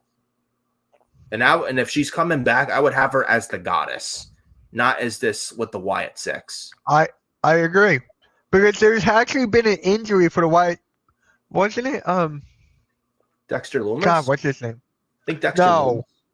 No, it was Uncle Howdy. He's the one who got injured, I think. Maybe I'm wrong. A buddy texted me. He was like, "Yeah, there's been an injury in Wyatt Six. That's why." And that's the reason why the whole group is off TV, hasn't been on SmackDown yet since we moved to SmackDown, which I think it's kind of silly. Just one injury. The rest are not injured. Why are they off TV? It's one guy that's hurt, not all of them. So why are you having the whole group off TV when one's hurt? It's just, it's silly. It's crazy. And you could use tag teams on that division on SmackDown. Put them in there. There's no excuse. Just because one's injured doesn't mean it's the whole group that needs to be out. It's stupid. I don't like that. I agree with you, John. I'd say I agree with this. I think Alexa Bliss is more of a likely than AJ Lee. Yeah. I mean, it could happen one, maybe that or the other way around, or it could be both.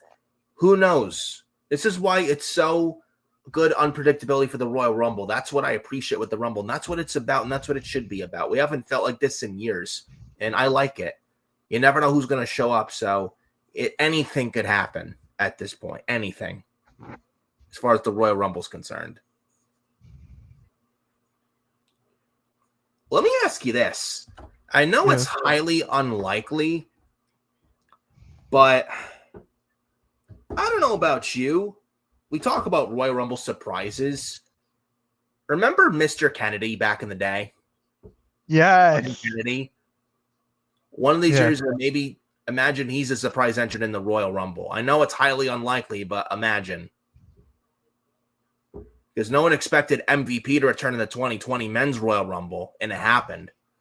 Imagine Ken Kennedy's in this year's Royal Rumble. I know it's very unlikely, but just imagine he comes out.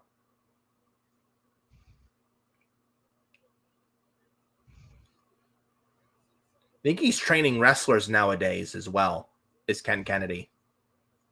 I think he trained Tiffany Stratton, that's for sure. It's a fun little fact. Ken Kennedy was the one who trained Tiffany Stratton, to be a wrestler. Yep. Another guy who's a former WWE star who is on the indies doing very well for himself. Who? At some point, I don't know if he ever wants to entertain the idea of coming back to WWE or if WWE would be entertained with bringing him back, giving him another chance. Chris Masters. Whatever happened to him? The masterpiece. He had a lot of potential, man. He could have been something. He did. What happened to him? Had the muscles. He was a good heel. He could back it up in the ring and promos. He had this thing, the Master Lock, where it was no one could break the Master Lock, that full Nelson. Until Bobby Lashley did. Yeah, he had that perfect, like, muscular body. He had, like, $1 million body. He was, like, most likely not he was on the steroids back in, like, the Ruthless Aggression era for sure. But he could have been something. I think he may have violated the wellness policy, which ruined his first run. And then he came back in like 2009 and he wanted to get better, but then he was released for no reason in 2011 when he wanted to improve. And I think it was John Laurinaitis who wrongfully let him go years ago. And now Chris Masters or Chris Adonis is on the indies and he's doing really well for himself. And at some point when the time's right, I like to see him get another shot in WWE. And I think he could do well this time around in WWE. But he had all the potential in the world, man. But the WWE under Vince McMahon dropped the ball on him big time, I feel, with a lot of other guys, not just him.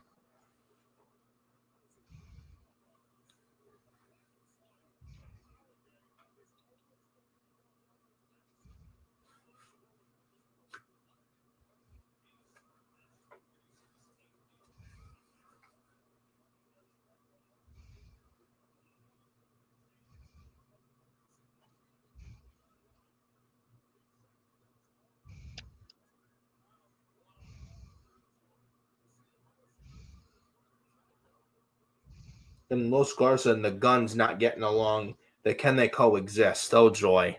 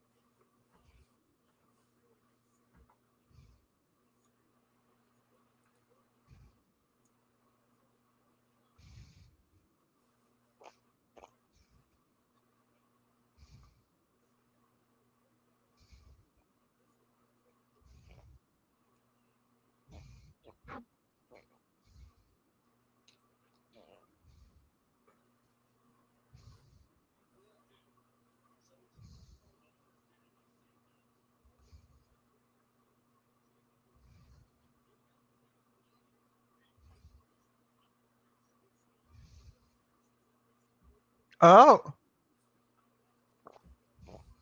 And it's over. And they pinned the champions. Saban pinned one of the champions, Tommaso Ciampa. That makes sense. Wake up, guys. There's still an hour and a half to go. Yeah. Yeah. Again, this show does not need to be 3 hours at all. May, June this year can't come fast enough, bro. It really can't. When they go back to 2 hours in May or June this year, and USA Network's upset because they can't get the third hour and they want to cancel Smackdown soon out of their USA Network deal, I mean, tough. This show doesn't need to be 3 hours. I mean, Smackdown's going to end up on Netflix anyway. You know? This shit does not need to be 3 fucking hours whatsoever. No, it does not.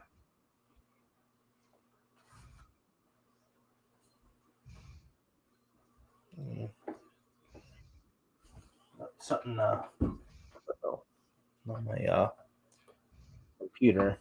Thought I felt something. What? Was I'm looking at my screen and I'm looking my battery's good, but my computer's not charging. But it's like and it's like I thought I felt something when I moved my feet. But I was like, one of the plugs unplugged. So sometimes, yeah. Been there, done that. John loves it at 3 hours. Oh, I forgot. We got Andrade versus The Miz, and we have 2 more matches left. Yeah, and Jacob Fatu and Samatonga versus LA Knight, Damian Priest tonight tag team match. We have 2 matches, so. Yeah. Oh, Liv Morgan and Naomi. What about Liv Morgan and Naomi? They're wrestling tonight. Oh my God, there's another one. I forgot about that. 3. So Liv Morgan and Naomi. We got Meech and Chelsea Green out of the way. The 8-man tag. Jimmy Uso, Carmelo. We got Liv Morgan versus Naomi. We got Miz versus Andrade, and then Priest, LA Knight versus Jacob Fatu, Tamatonga.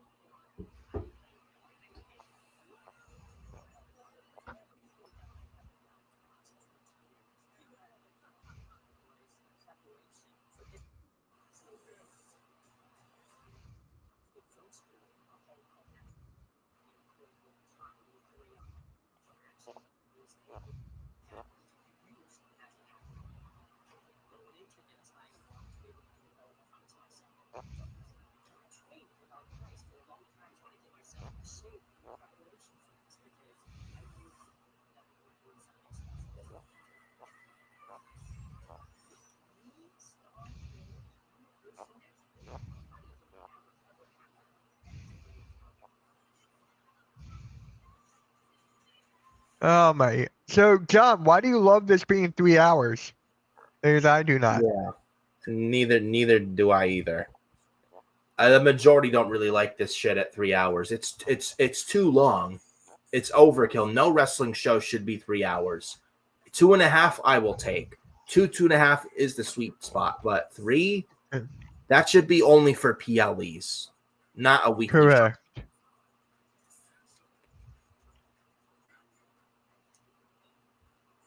Just our opinion. Mm-hmm.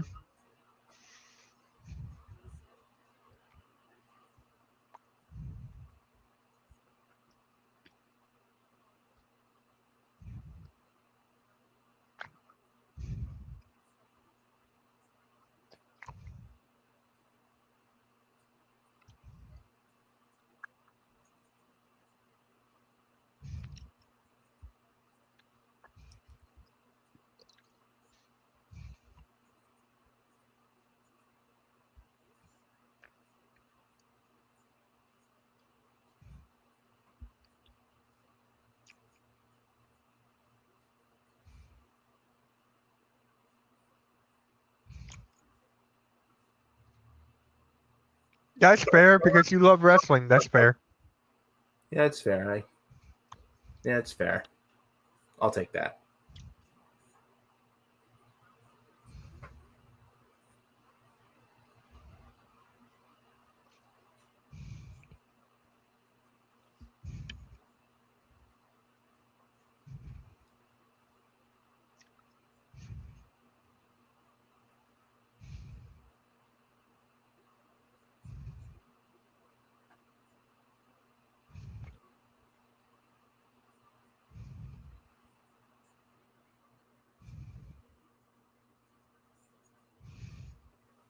They have a commercial for Domino's.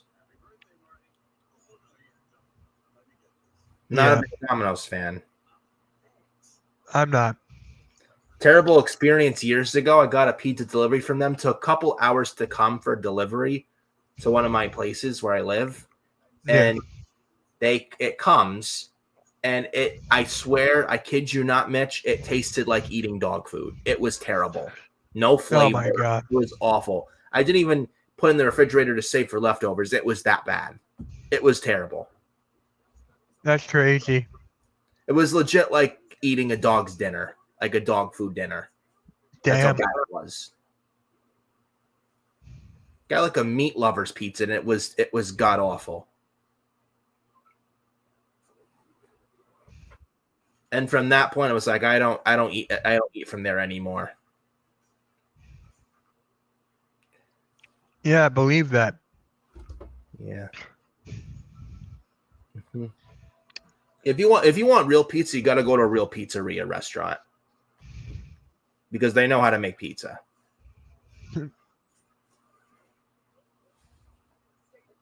Now it's kind of making me hungry. Talking about tacos and pizza. Now I'm making myself hungry.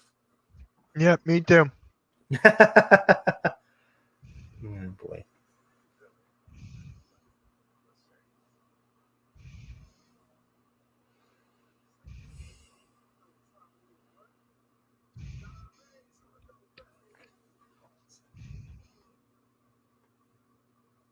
What the hell is this?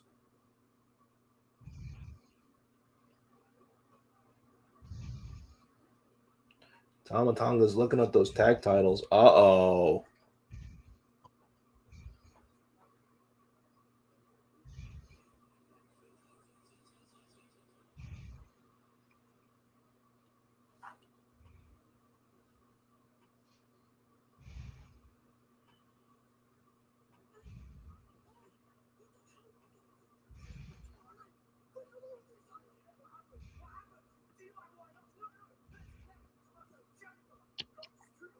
Here we go.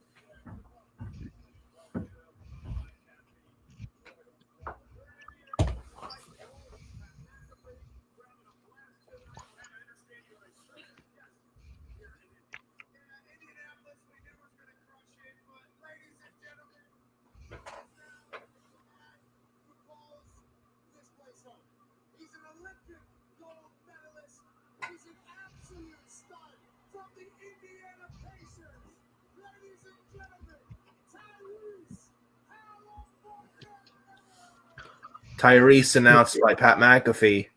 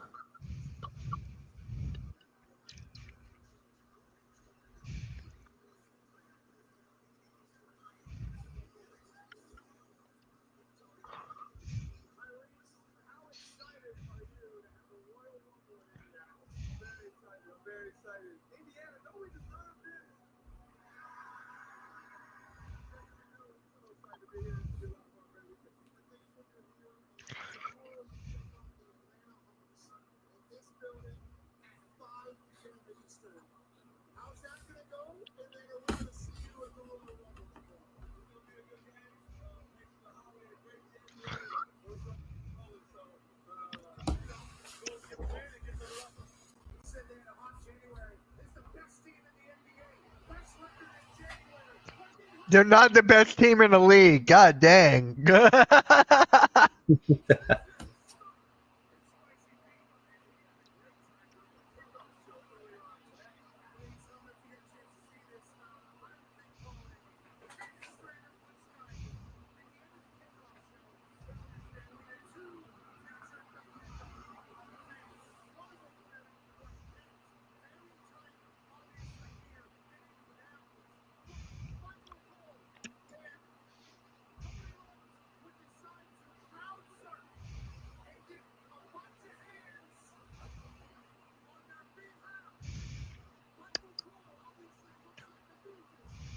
Oh, Pat McAfee, bro.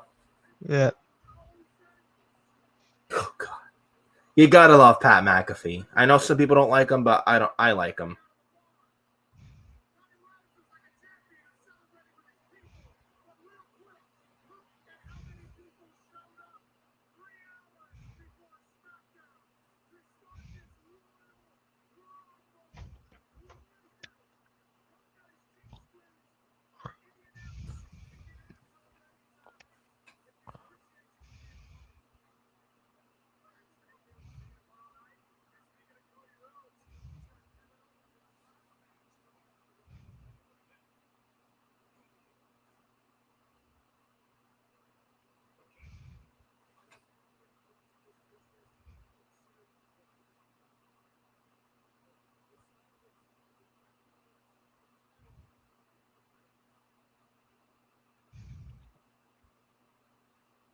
Oh my God.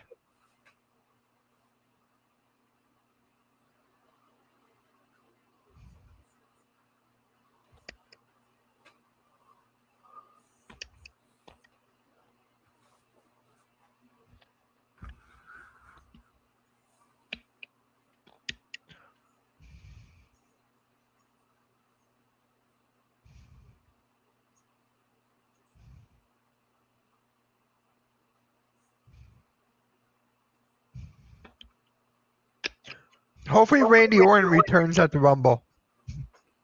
In the Rumble or the ladder match? I think a ladder match. Either one. Or maybe they save Randy's return for the Chamber. You have Sammy cost Kevin the title, and Sammy versus Kevin happens in Toronto at the Chamber, and that's where Randy returns, setting up Randy versus Kevin at WrestleMania. We'll see. And then for Sami Zayn at WrestleMania, Sami Zayn teaming up with Jey Uso to take on Drew McIntyre and Seth Rollins. Thoughts on that? It's going to be something to see. If that happens, that'll be amazing. You know?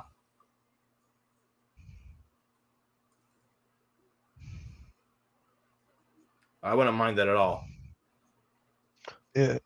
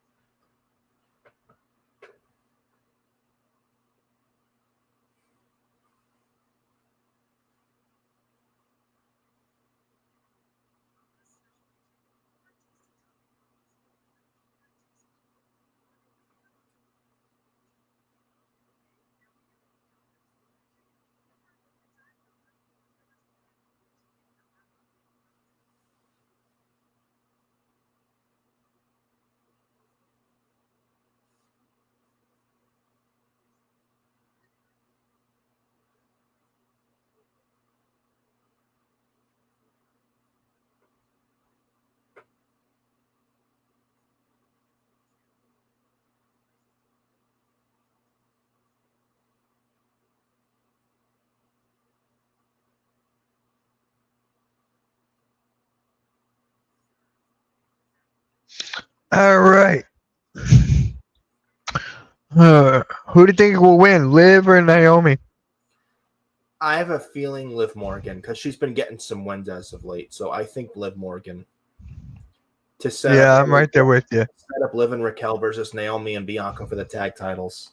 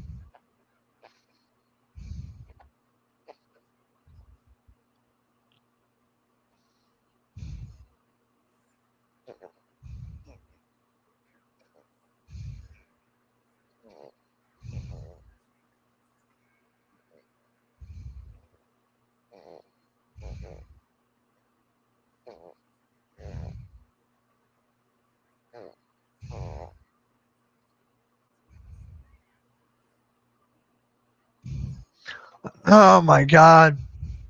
I just want tomorrow to come faster. Yeah, I agree. I agree.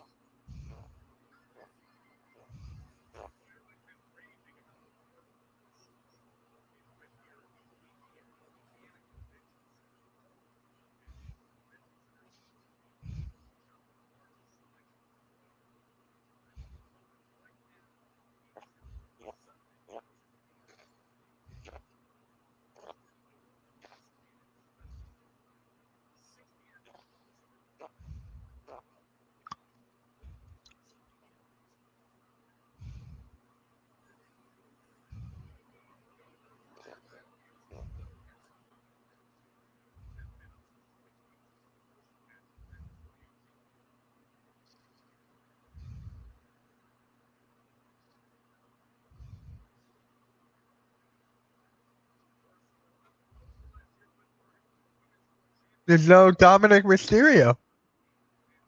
No.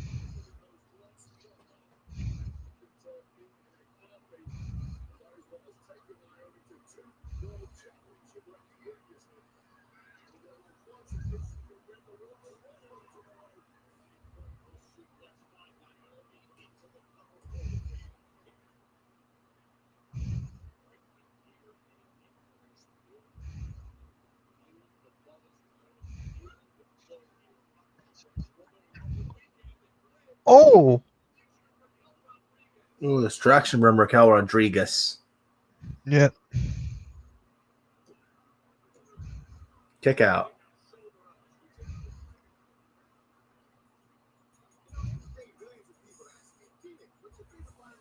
Almost an hour of this shit. Yeah, 1 more hour, 2 more matches. Thank God.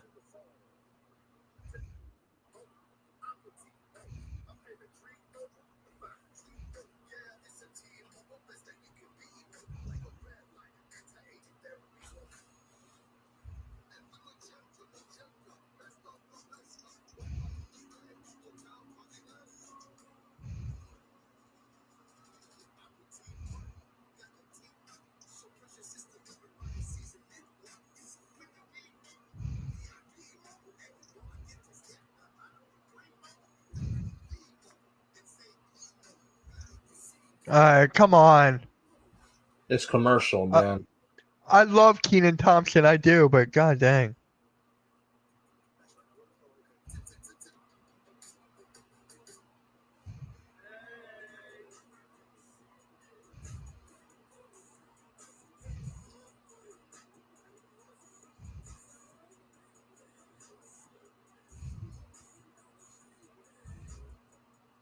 Hey, my guy Marquise is in the chat. What is up, bro? What's up? Yeah, Mark. If I pronounce your name wrong, I apologize. But how you doing? Yeah.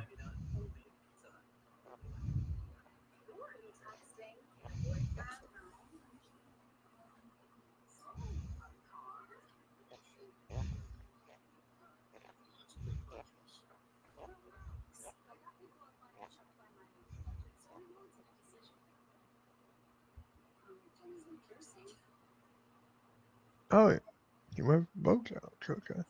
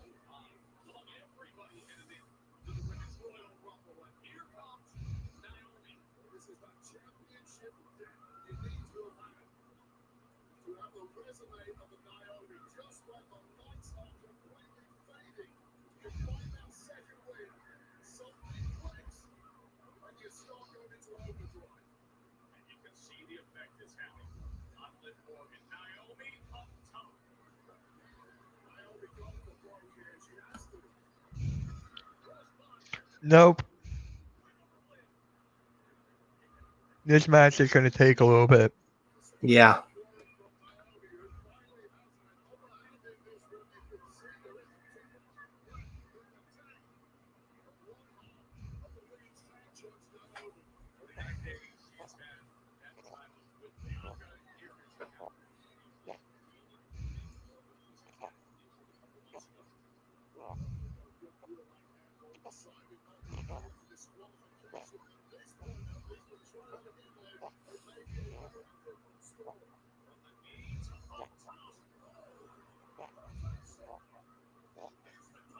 Nope.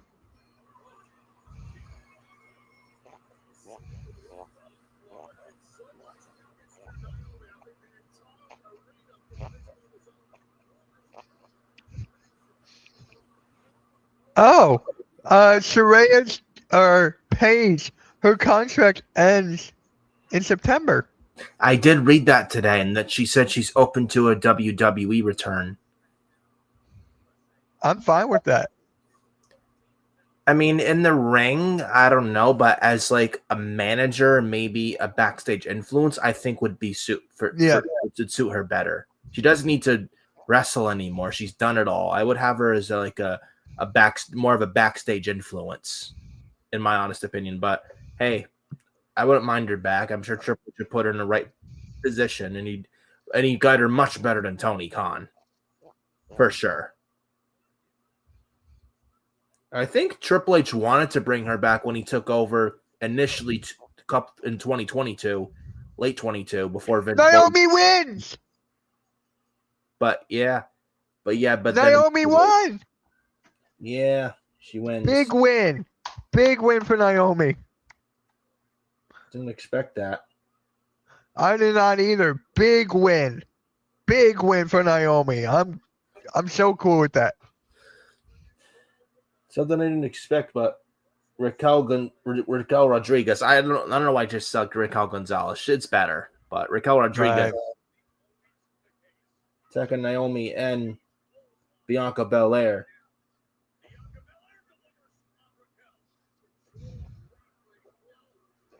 Big boot to Bianca Belair. Yeah, my pick is Io Sky. Mine too.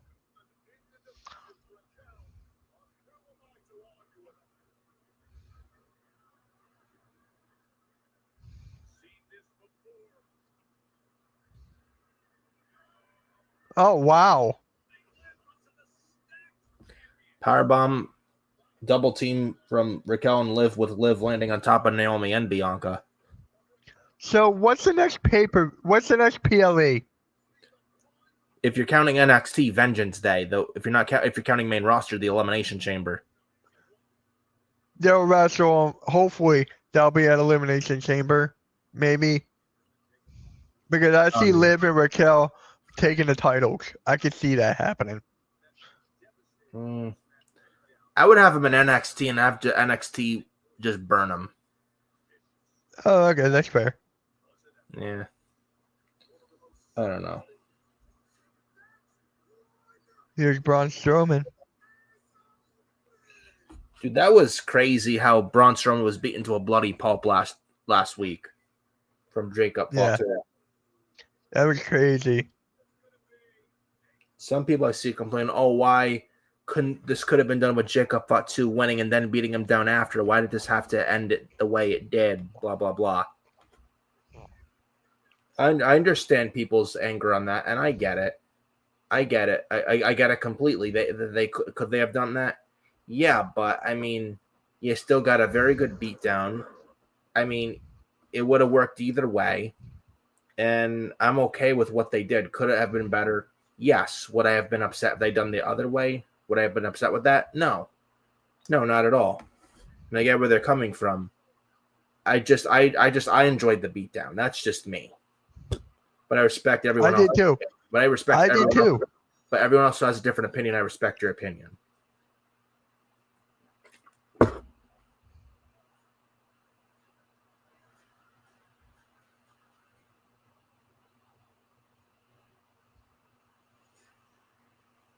Sean Ross Sapp tweeted out 9 minutes ago that John Cena and Charlotte Flair are the current odds-on favorite for the Royal Rumble matches. I don't believe that. I don't believe that. I don't either. Yeah, I don't believe that whatsoever. Usually the odds, like, you can't really rely on the odds.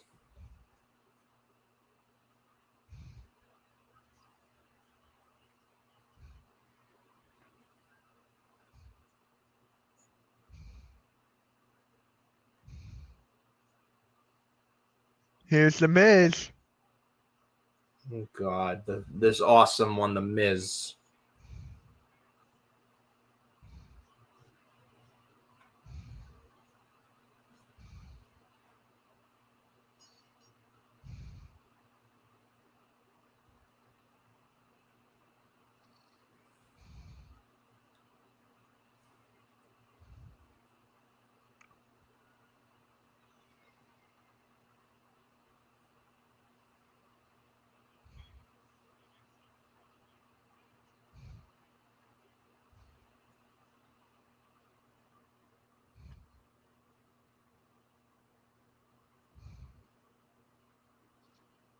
No way.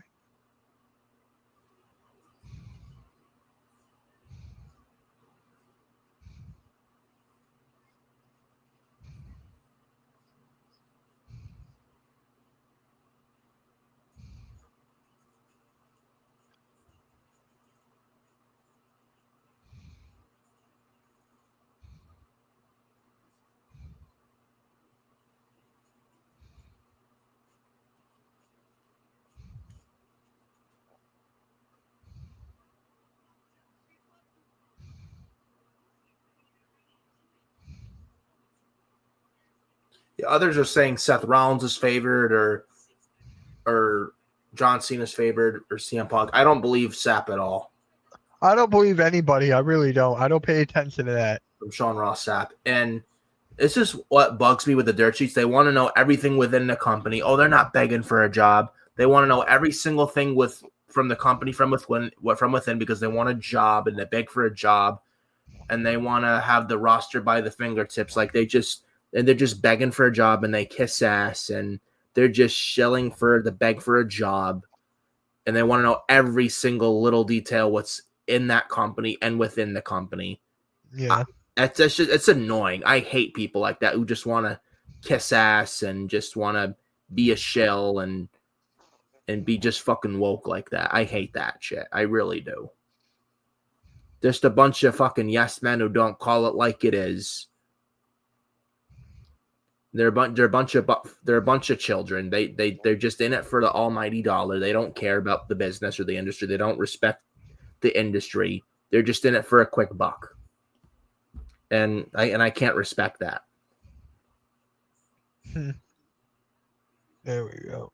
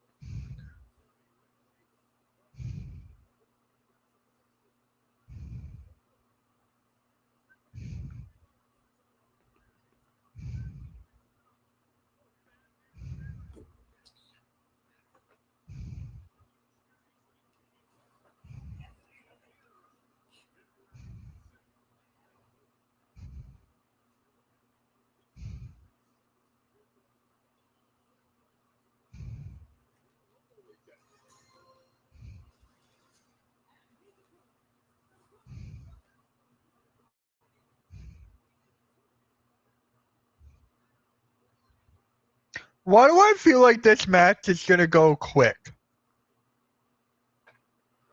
I hope not, but I mean not too long, but Maybe like 10 minutes I could see. yeah.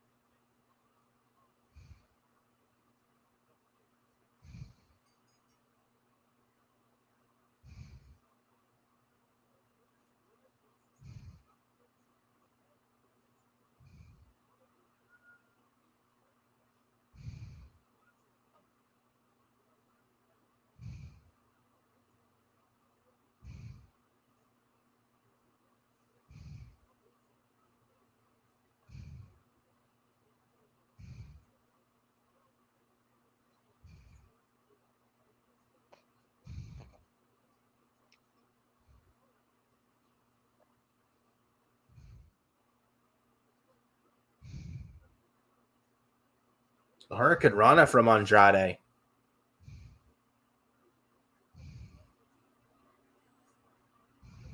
Hey, what's up, Cameron? Hey, he says, hey, Mitch and Nick. Hey, Cameron, what's good, my guy? How you doing? Thank you for stopping by.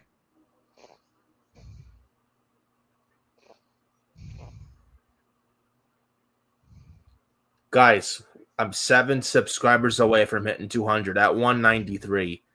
Definitely go subscribe to Furious Nation. I want to hit 200 subscribers. That's the goal. So definitely go subscribe to Furious Nation. For those who haven't subbed yet, definitely go sub to Furious Nation. Here you go. I just put your link in the chat. There you go. Hold on. There we go.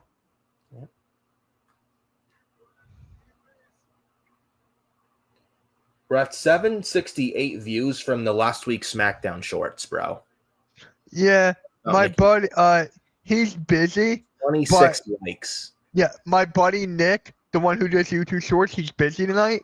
But I'm gonna send him a clip that he can make the YouTube short for, and then we'll get it to you. Okay? No rush. Cool. You good? All right. Yeah, it's it still blows my mind how many views I got. It blows my mind.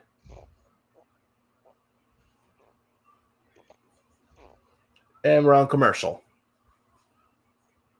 Andrade should win this, no questions asked.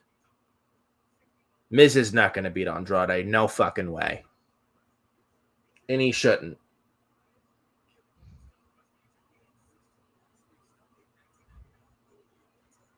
Uh-oh. I'm scrolling through X as well. Also, Sean Ross Sapp put out 4 minutes ago on X from Janelle Grant's attorney, re-amended complaint. New York. Today, attorneys for Janelle Grant filed a motion to amend the complaint in her ongoing case against former WWE CEO Vince McMahon, John Laurinaitis, and WWE to provide new evidence that McMahon treated Miss Grant as a commodity to sexually abuse and offer to other men. The proposed amended complaint, which is attached to her motion, includes never before seen text and voice messages from McMahon and provides new details on how McMahon coerced Miss Grant into sexual acts through her employment at WWE. Quote, Miss Grant's amended complaint reveals new details that further demonstrate the sexual abuse she suffered at the hands of Vince McMahon and John Laurinaitis. And pulls back the curtain on the dangerous workplace culture McMahon created at WWE, said Ann Callis, attorney for Janelle Grant. Miss Grant looks forward to holding her abusers accountable in the court of law. The amended complaint provides new evidence about the sexual abuse carried out by McMahon Laurinaitis in WWE, including McMahon offered Miss Grant to WWE superstar Brock Lesnar for a sexual encounter during his formal negotiation of a new contract with WWE. And McMahon ordered Miss Grant to send Lesnar sexually explicit content of herself. McMahon sent a text message to Miss Grant where he fantasizes in graphic detail about watching as a group of men are, quote, surrounding her and leaving her physically, quote, wrecked, underscoring how he viewed her as a commodity to offer to others. A text message from McMahon to Miss Grant, where he makes clear that only McMahon has the power to, quote, arrange Miss Grant's sexual encounters. On occasion where McMahon video recorded Miss Grant while nude for Laurinaitis without Miss Grant's knowledge or consent. McMahon has the power... Yeah, consent.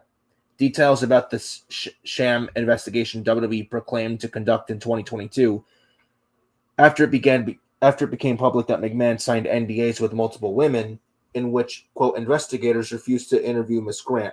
The transcript of a voice message from McMahon to Miss Grant where he attempts to coerce her into signing an NDA, quote, really fuck effing fast, so he doesn't get kicked out of his own, quote, effing company. The initial complaint filed in January 2024 includes a text message from McMahon to Miss Grant where McMahon admits, quote, I'm the only one who owns you and controls who I want to fuck you.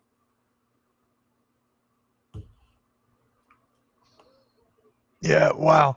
All right. Thank God that sexual predator is fucking out of this company, and he's never coming back. He ain't coming back. Vince McMahon is done. He is done. He wasn't ever going to come back.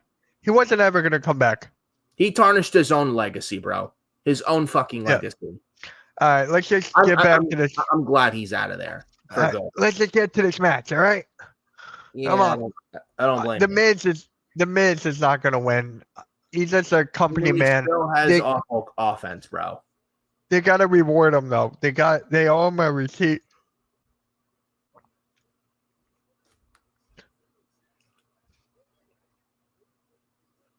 Andrade wins this, but Miz, again, I'd have him on commentary. I don't know what else you do with him. He's just, I don't know. He's not going to be pushed. There's literally nothing you can do. Yeah, you pretty much run out of options with this guy. He's pretty much past the expiration date pretty much at this point. I just switch him to commentary, to be quite honest with you. Yep.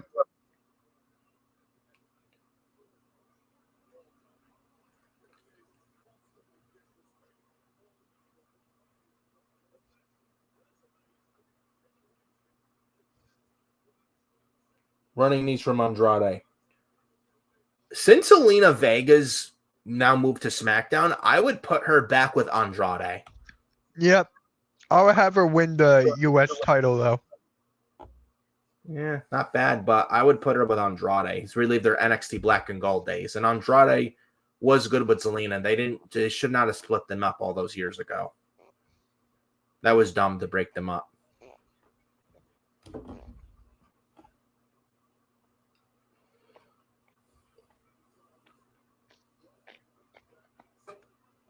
And with Zelina Vega now on SmackDown, and she's married to Aleister Black, who's coming back to WWE very soon.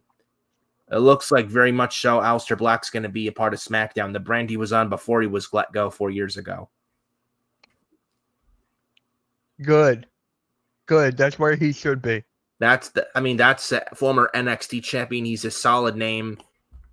It would be a step in the right direction for this show because he would add a lot to the SmackDown, and the fact that he's a big Triple H guy, and I see him being pushed as a top guy on the show. I really do. And Triple H, he loves Aleister Black, so I think he'll be just fine in WWE. He'll be fine anywhere he goes. Yep. So glad he's out. I think he should actually go to TNA. Yeah. I really think he should go to TNA. It's different, but I think for now on SmackDown. Yeah, he's definitely going to go to SmackDown, but I wouldn't mind seeing him in TNA. Yeah, maybe for like a little mini run, but because they're partnered now, WWE and TNA. I don't see why not. If it's like for a little mini feud with somebody over in TNA, I don't mind. Maybe Eric Young. He's kind of this new leader of this new group, I think the Northern something.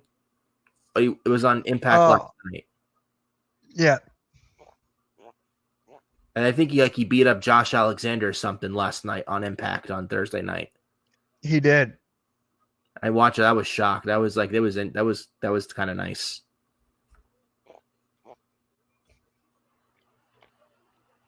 And they got some pretty good talent in TNA, I will say.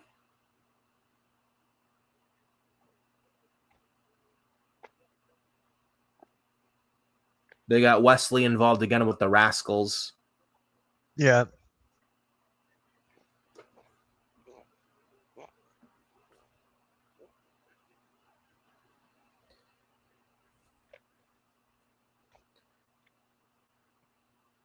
Oh, Judas Effect, the back elbow from Andrade. Very, very nasty. And it's over. We'll do the Judas Effect. Or the back elbow from Andrade. I like that move. As I predicted, Andrade gets the win over Mike the Miz Mizanin. Good. You could hear that. Yeah, you really could. I kind of like that as Andrade's finisher. I do too. Andrade gets a much-needed win. Imagine a SmackDown mid-card of Andrade, Aleister Black. You got Damian Priest. You got Nakamura. You got The Miz. You got Fatu. It's a decent mid-card on SmackDown for the United States Championship. You add Matt Cardona in there. That's a decent mid-card for the men on SmackDown. Hey, Wesley, how's it going?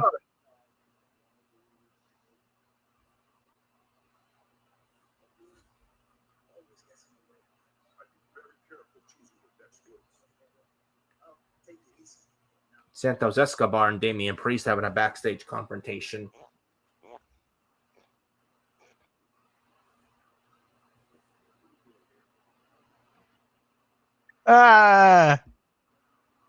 R-Truth.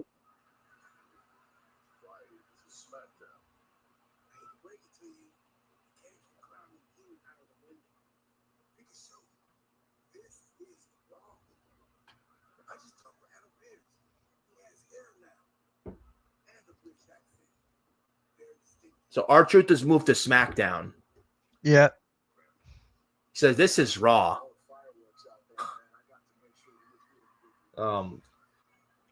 I like R-Truth, but I mean, come on. This is SmackDown. Get it right, R-Truth. I love you, but come on, buddy. Yeah. We like R-Truth, though. But he's on SmackDown. There's another one for the mid-card. Yeah, R-Truth, and he's a former multi-time United States champion as well. He's no stranger to that U.S. title. That's not a bad mid-card on SmackDown at all.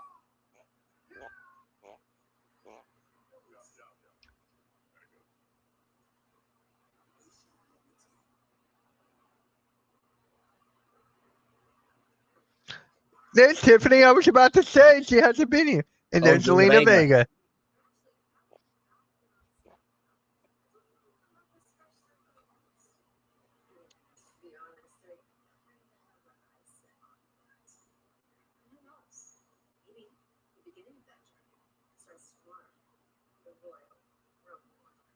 Well, she's in the Royal Rumble. Yeah.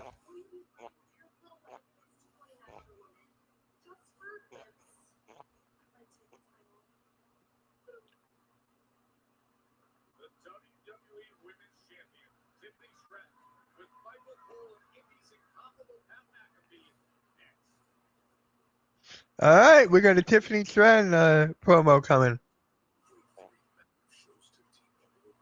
Yeah.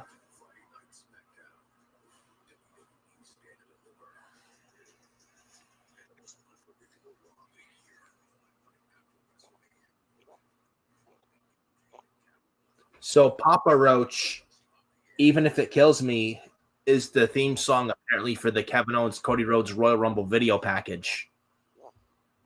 Oh, really? Yeah. Wow. Even If It Kills Me by Papa Roach, which is a very good wrestling theme band. They've written To Be Loved for one of the old Raw theme songs, as well as Born for Greatness by Papa Roach, another old Raw theme song. the "To Be Loved" by Papa Roach old Raw theme song, one of the greatest Raw themes of all time, and my favorite personal Raw theme of all time. They got you so hyped back in like late 06, 2007, 2008, through most of 09. It got you so excited for Raw hearing that theme song. It was great. That was great, yeah. I miss songs like that for wrestling. I do too. I know there's pop culture and rap, but it doesn't beat like hard rock, heavy metal at all. And I miss that for wrestling show themes and even for PLE or pay-per-view themes. What happened to like those kinds of theme songs for pay-per-views, man? You had like Metallica, you had like 3 Days Grace, you had Skillet, all these other bands. There's other ones I can think of. Disturbed is another really good one. Eva Saints, Bring Me to Life is a very good one. That is a very good one, yep. Limp Bizkit, My Way by Limp Bizkit. Uh-huh. Or right now, the Limp Bizkit theme song for WrestleMania 19. That was a really good one. Drowning Pool. Saliva, Ladies and Gentlemen for WrestleMania 23 was a very good one. Rev Theory for WrestleMania 24. Really, really good theme songs, man. What happened to those kind of theme songs for pay-per-views? Now we get like rap.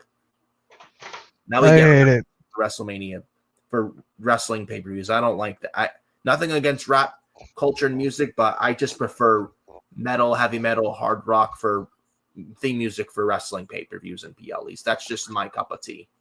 Yeah, appreciate that, Wesley. Thank you. That's on the Hardcore and Play YouTube channel, guys. Make sure you go check that video out. Absolutely. I do like some rap, like Kevin Rudolph and Machine Gun Kelly, but I'm not a big rap guy. The Weeknd's a good one. Yeah, The Weeknd. Blinding Lights is a very good one for WrestleMania 36 theme song. That was a good one. The one last year I liked as well, Gasoline. yes. That was very good.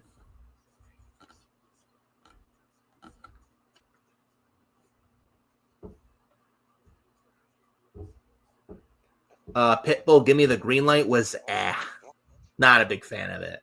I was a fan of Pitbull when I was younger, but now I'm like, nah. Flo Rida's very good. The Wild Ones for WrestleMania 28, that was good. I like that one. And Good Feeling, that was good. Diddy Dirty Money was, I wasn't a fan. That was garbage. The I'm Coming Home for WrestleMania 29 theme song, that was trash. I'm sorry, that was not good. That was god awful. That was so bad. Kevin Rudolph, I Made It for WrestleMania 26. That was good. I like that one. Yes, Wesley, Across the Nation, an old Raw theme song. That's another good one. That's very close with To Be Loved by Papa Roach. That's number one. I rank it number one being the best. To Be Loved, and then very close second, very close to one. To Be Loved, Across the Nation. Across the Nation was a very good Raw theme song as well. Another one from like 2002. That was a really good theme song. Another good theme song for Monday Night Raw back in the day. Just seeing all the wrestlers like face up front, and then it's just it hit hard. It was great, really, really great. I also liked Nickelback, Burn It to the Ground for Raw theme for the Raw in 2010. I like that one. Yeah. Burn It to the Ground. Yeah. That's a good one. Enemies by Shine Down, late 2016 was another good one. I like that one. Born for Greatness was okay. Legendary by Skilla, I did like as well. I did like that one a lot. The Search by NF was not crazy about it. What other good Raw theme songs? Feels Like Greatness by Def Rebel was trash. Yeah. That was trash. The recent one by Def Rebel, Born to Be, that was better. Still not great, but it was much better than the previous one. This current Raw theme song, it's fine, but I mean, it's fine. I have to get used to it to see how I really feel, but it still doesn't beat heavy metal, hard rock theme songs for wrestling. The first Raw theme song from like 93 was okay. I did like the one during the Attitude Era. That Steve Austin walked down and everyone brawls in the ring. It was a theme song for Raw before Across the Nation. Here comes Tiffy time. Tiffany Stratton, women's champion. So how long is this tag team match going to be then? Probably a good 20 minutes. No, I don't even think 20. 25 minutes? I think it's even less than that. Look what time it is now. After this match. This is not a match. 15 matches. I know this is not a match, but I'm giving it like tops 15.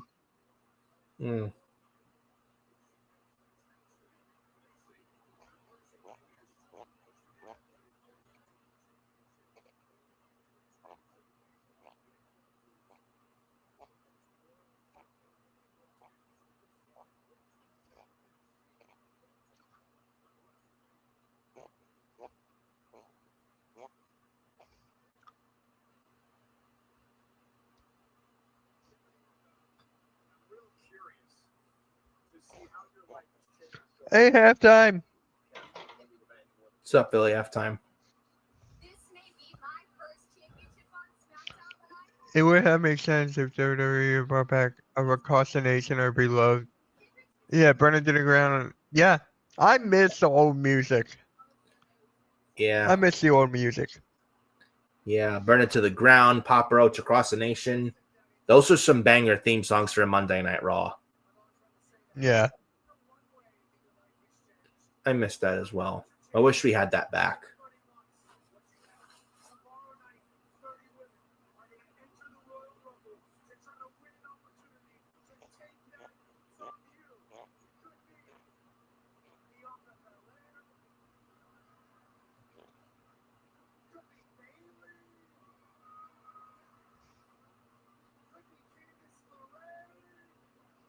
Candice LeRae's a dark horse, but I don't see it. Yeah. They haven't mentioned Charlotte. See, they don't mention Charlotte. Yeah.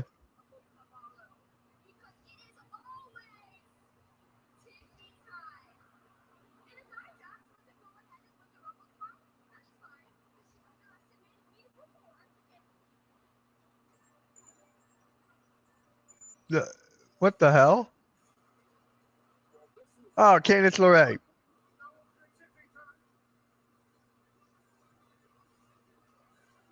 See what I mean? This is not gonna like. Sir got another text. You don't even deserve to say Naya's name after what you did. And you know what? You didn't just betray Naya, but you betrayed me. And so, that's right, you pissed a lot of people off, including me. And you did it because you're jealous. You're jealous that Naya prefers me as a tag partner over you. And Candice LeRae getting the dreaded what chance? Yep. I can't stand the what chance. I don't mind it. It is kind of funny when the wrestlers fire back. It's like if you're this, say what? Then the wrestlers chant what? It's kind of funny. Yeah, the theme was used before the Across the Nation as we're all together now. Artists and Slam Jam. Ooh.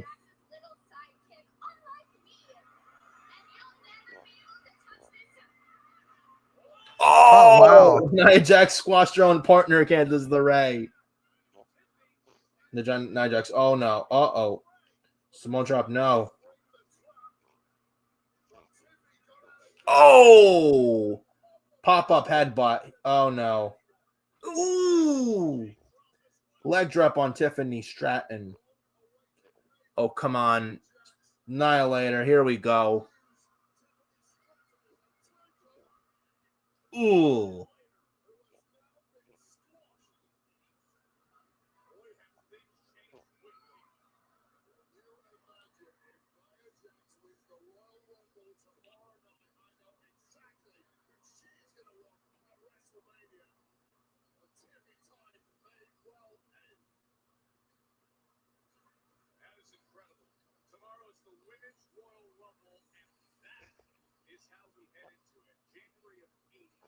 You know what's funny? As soon as that happened, I had the AJ Lee music hit my ears. I'm like, what? I was like, what the hell? Yeah. Maybe we get Tiffany versus Nia for the chamber. 1-on-1. Again? No, I mean, but no cash, and you have Tiffany defend against Nia at the chamber in Toronto. Yeah.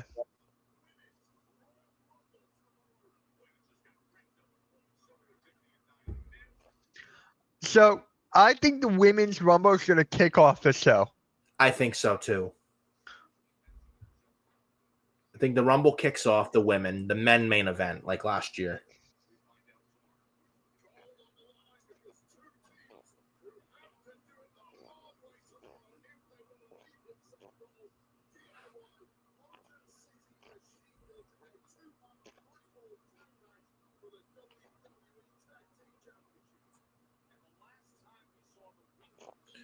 Yeah, Damian Priest and Santos Escobar tonight announced themselves for the Royal Rumble. So 17 out of 30 men announced for the men's Rumble.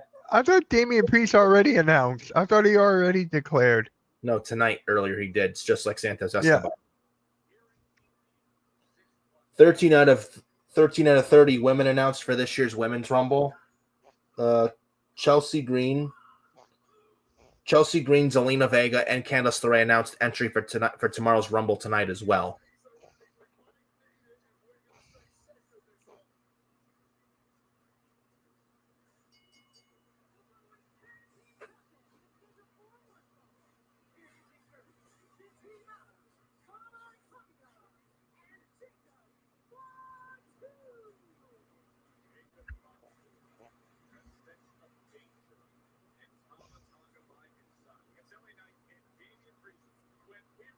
See, we're getting a commercial break.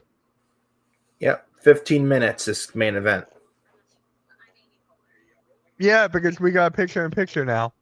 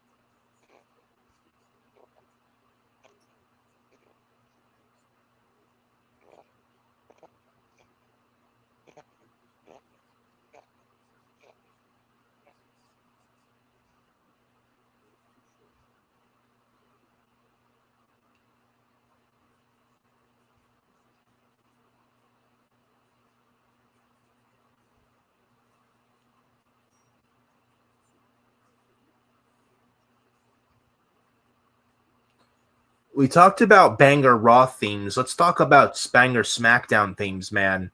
Rise Up by Drowning Pool was one of the greatest of all time. Yep. Let the bodies hit the floor. Yeah, that's another good one by Drowning Pool. Old ECW theme. Yeah, that was a banger. Rise Up by Drowning Pool for SmackDown. Very good SmackDown theme. Beautiful People from like 2002 was very good. Everybody on the Ground from 1999 was another good SmackDown theme song. Let It Roll by Divide the Day is definitely in the top 2 of the SmackDown modern era. Really good SmackDown theme from late 2009. Really, really good. Yeah, I agree with that. Know Your Enemy by Green My Day. favorite is Let Your Bodies Hit the Floor. That's my favorite. No, that's not a SmackDown theme, but that's a good theme though. I thought that was SmackDown. No, that was Rise Up by Drowning Pool. Oh. That was a good banger though. Both are. I'm not a fan of this current SmackDown theme. I'm not either. By Megan Thee Stallion.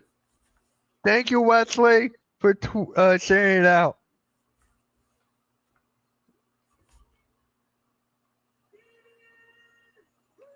So 15 minutes left of the show. We're probably going to get less than 15 minutes of a main event.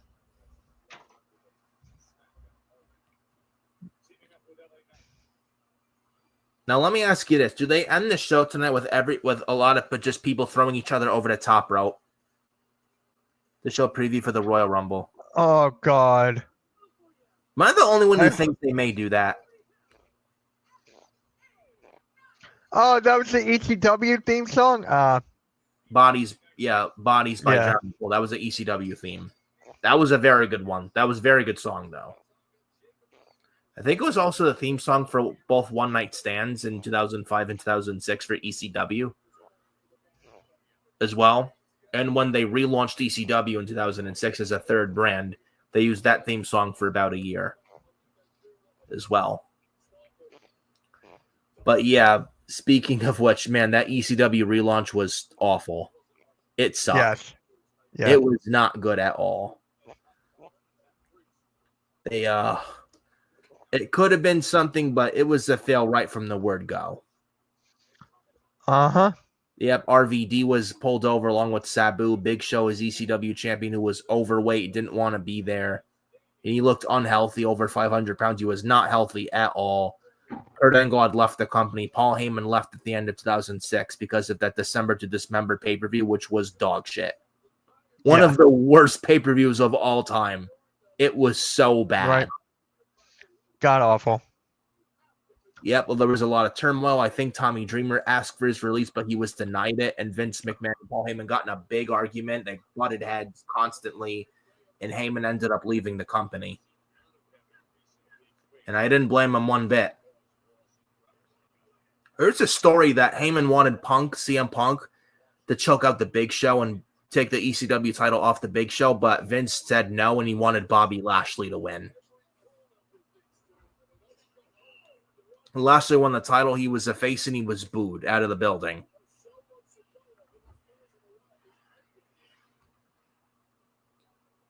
I will say, though, the ECW relaunch did help guys like CM Punk out, but he was going to be a star no matter where you put him. At least it did help like guys like CM Punk and Sheamus and The Miz, guys like them, Kofi Kingston, Zack Ryder for a little bit. But overall, the relaunch was a fail.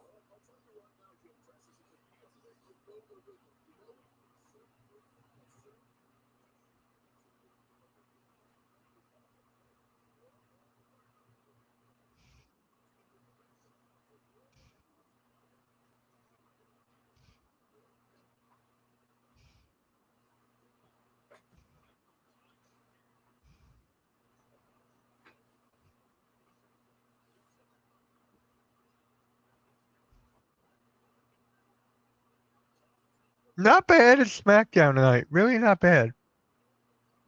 Yeah, is it still like, is it a good show? No, but it's all right. Look what I found. It's all right. There was a kid dressed up as Dirty Dom to Ray. And Rey Mysterio, I'm sure, wasn't too pleased. That was fun. That's funny. Yeah, it is. But yeah, SmackDown, all right. I mean, I give it a 3.5, 4 out of 10. But I mean, much better than last week. Last week was I was so gonna give boring. it a C. Yeah, I'll give it like a C minus. But I mean, it's much better than last week, but it's still not where it needs to be. It's all right. It's not terrible, but it's not the greatest. I would say it's okay. It was all right. We did get CM Punk and Kevin Owens, which was really good. Jimmy Uso, Carmelo Hayes had a very good match. They had some stuff with the DIY in there. Tiffany Stratton was a fine. Tiffany Stratton, Nia Jackson, Candice LeRae was a fine segment. They had a really nice Royal Rumble video package to hype you up for tomorrow's Royal Rumble. It was an all right episode. Yeah. And the best part was the Punk and Owens promo. That was the best part. Honestly. And a lot of video packages for tonight, and then for Charlotte Flair, and then for the Rumble. Pretty much hype a lot of video packages to get you ready for tomorrow's Royal Rumble show.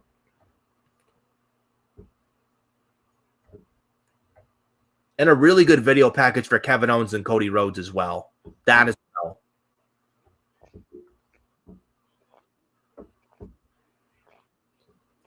And then Jacob Fatu and Damian Priest in their confrontation earlier in the show. So I thought it was an all right episode. Much better than last week, that's for sure. Because last week was fucking boring. I hope we get Fatu versus Priest at some point. We should. We definitely should. And they had a really good face-to-face earlier in the show tonight. That was really good stuff. And might I say, Jacob Fatu is starting to, as of late, really come into his own. He feels more of a leader of this Timu bloodline.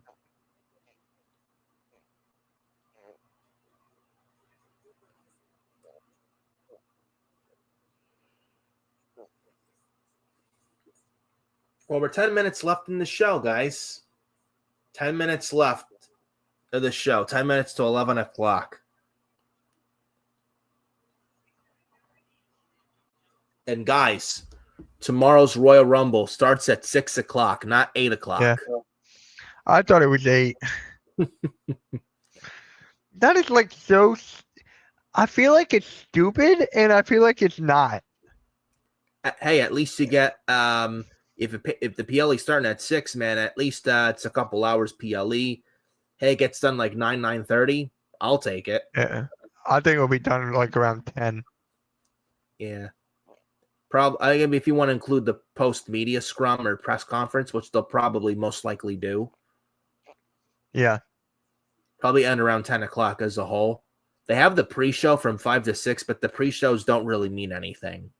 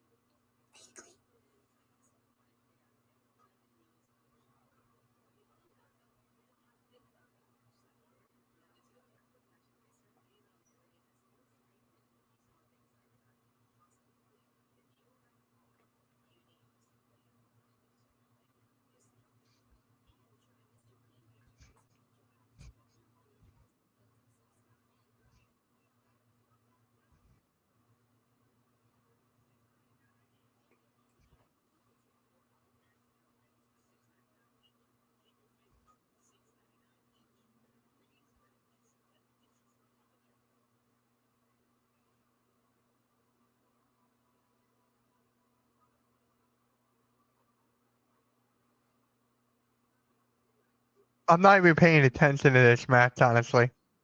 I don't blame you. I don't blame you at all. Rinse and repeat. Bloodline in the main event again. Same shit. Yeah. I wanted it to be 1-on-1, not 2-on-2.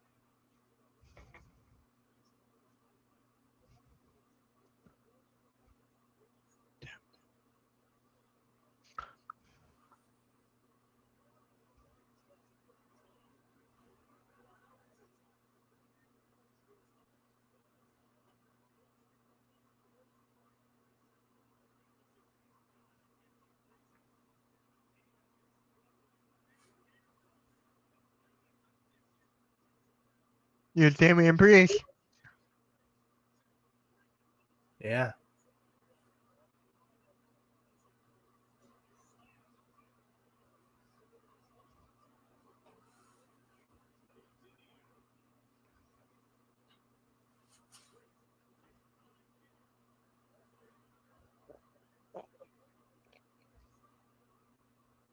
Former world champion Damian Priest here.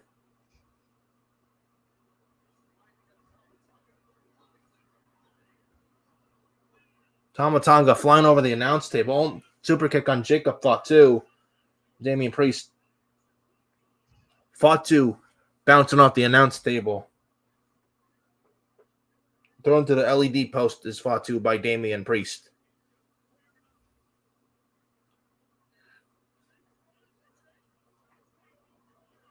Tama Tonga now thrown back in the ring.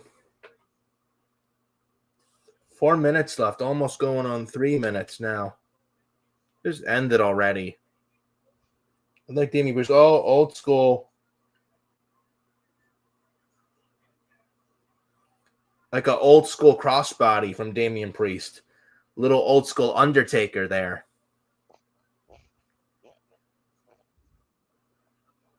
That was nice from Damian Priest, I will admit.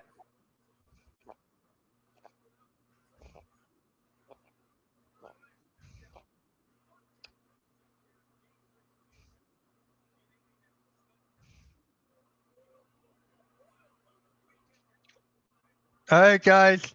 Smackdown will end in like 3 minutes.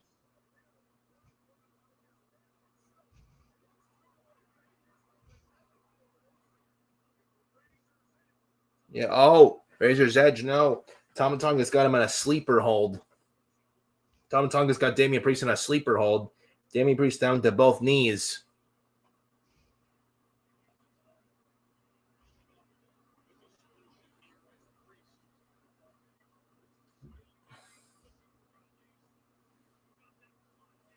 Wesley in the chat. MK has a phenomenal connection to WCW Nitro. Debuted on his first birthday.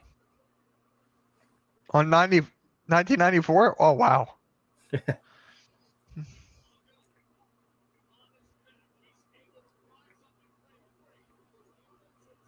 Oh, roll up from Tama Tonga. Kick No. out.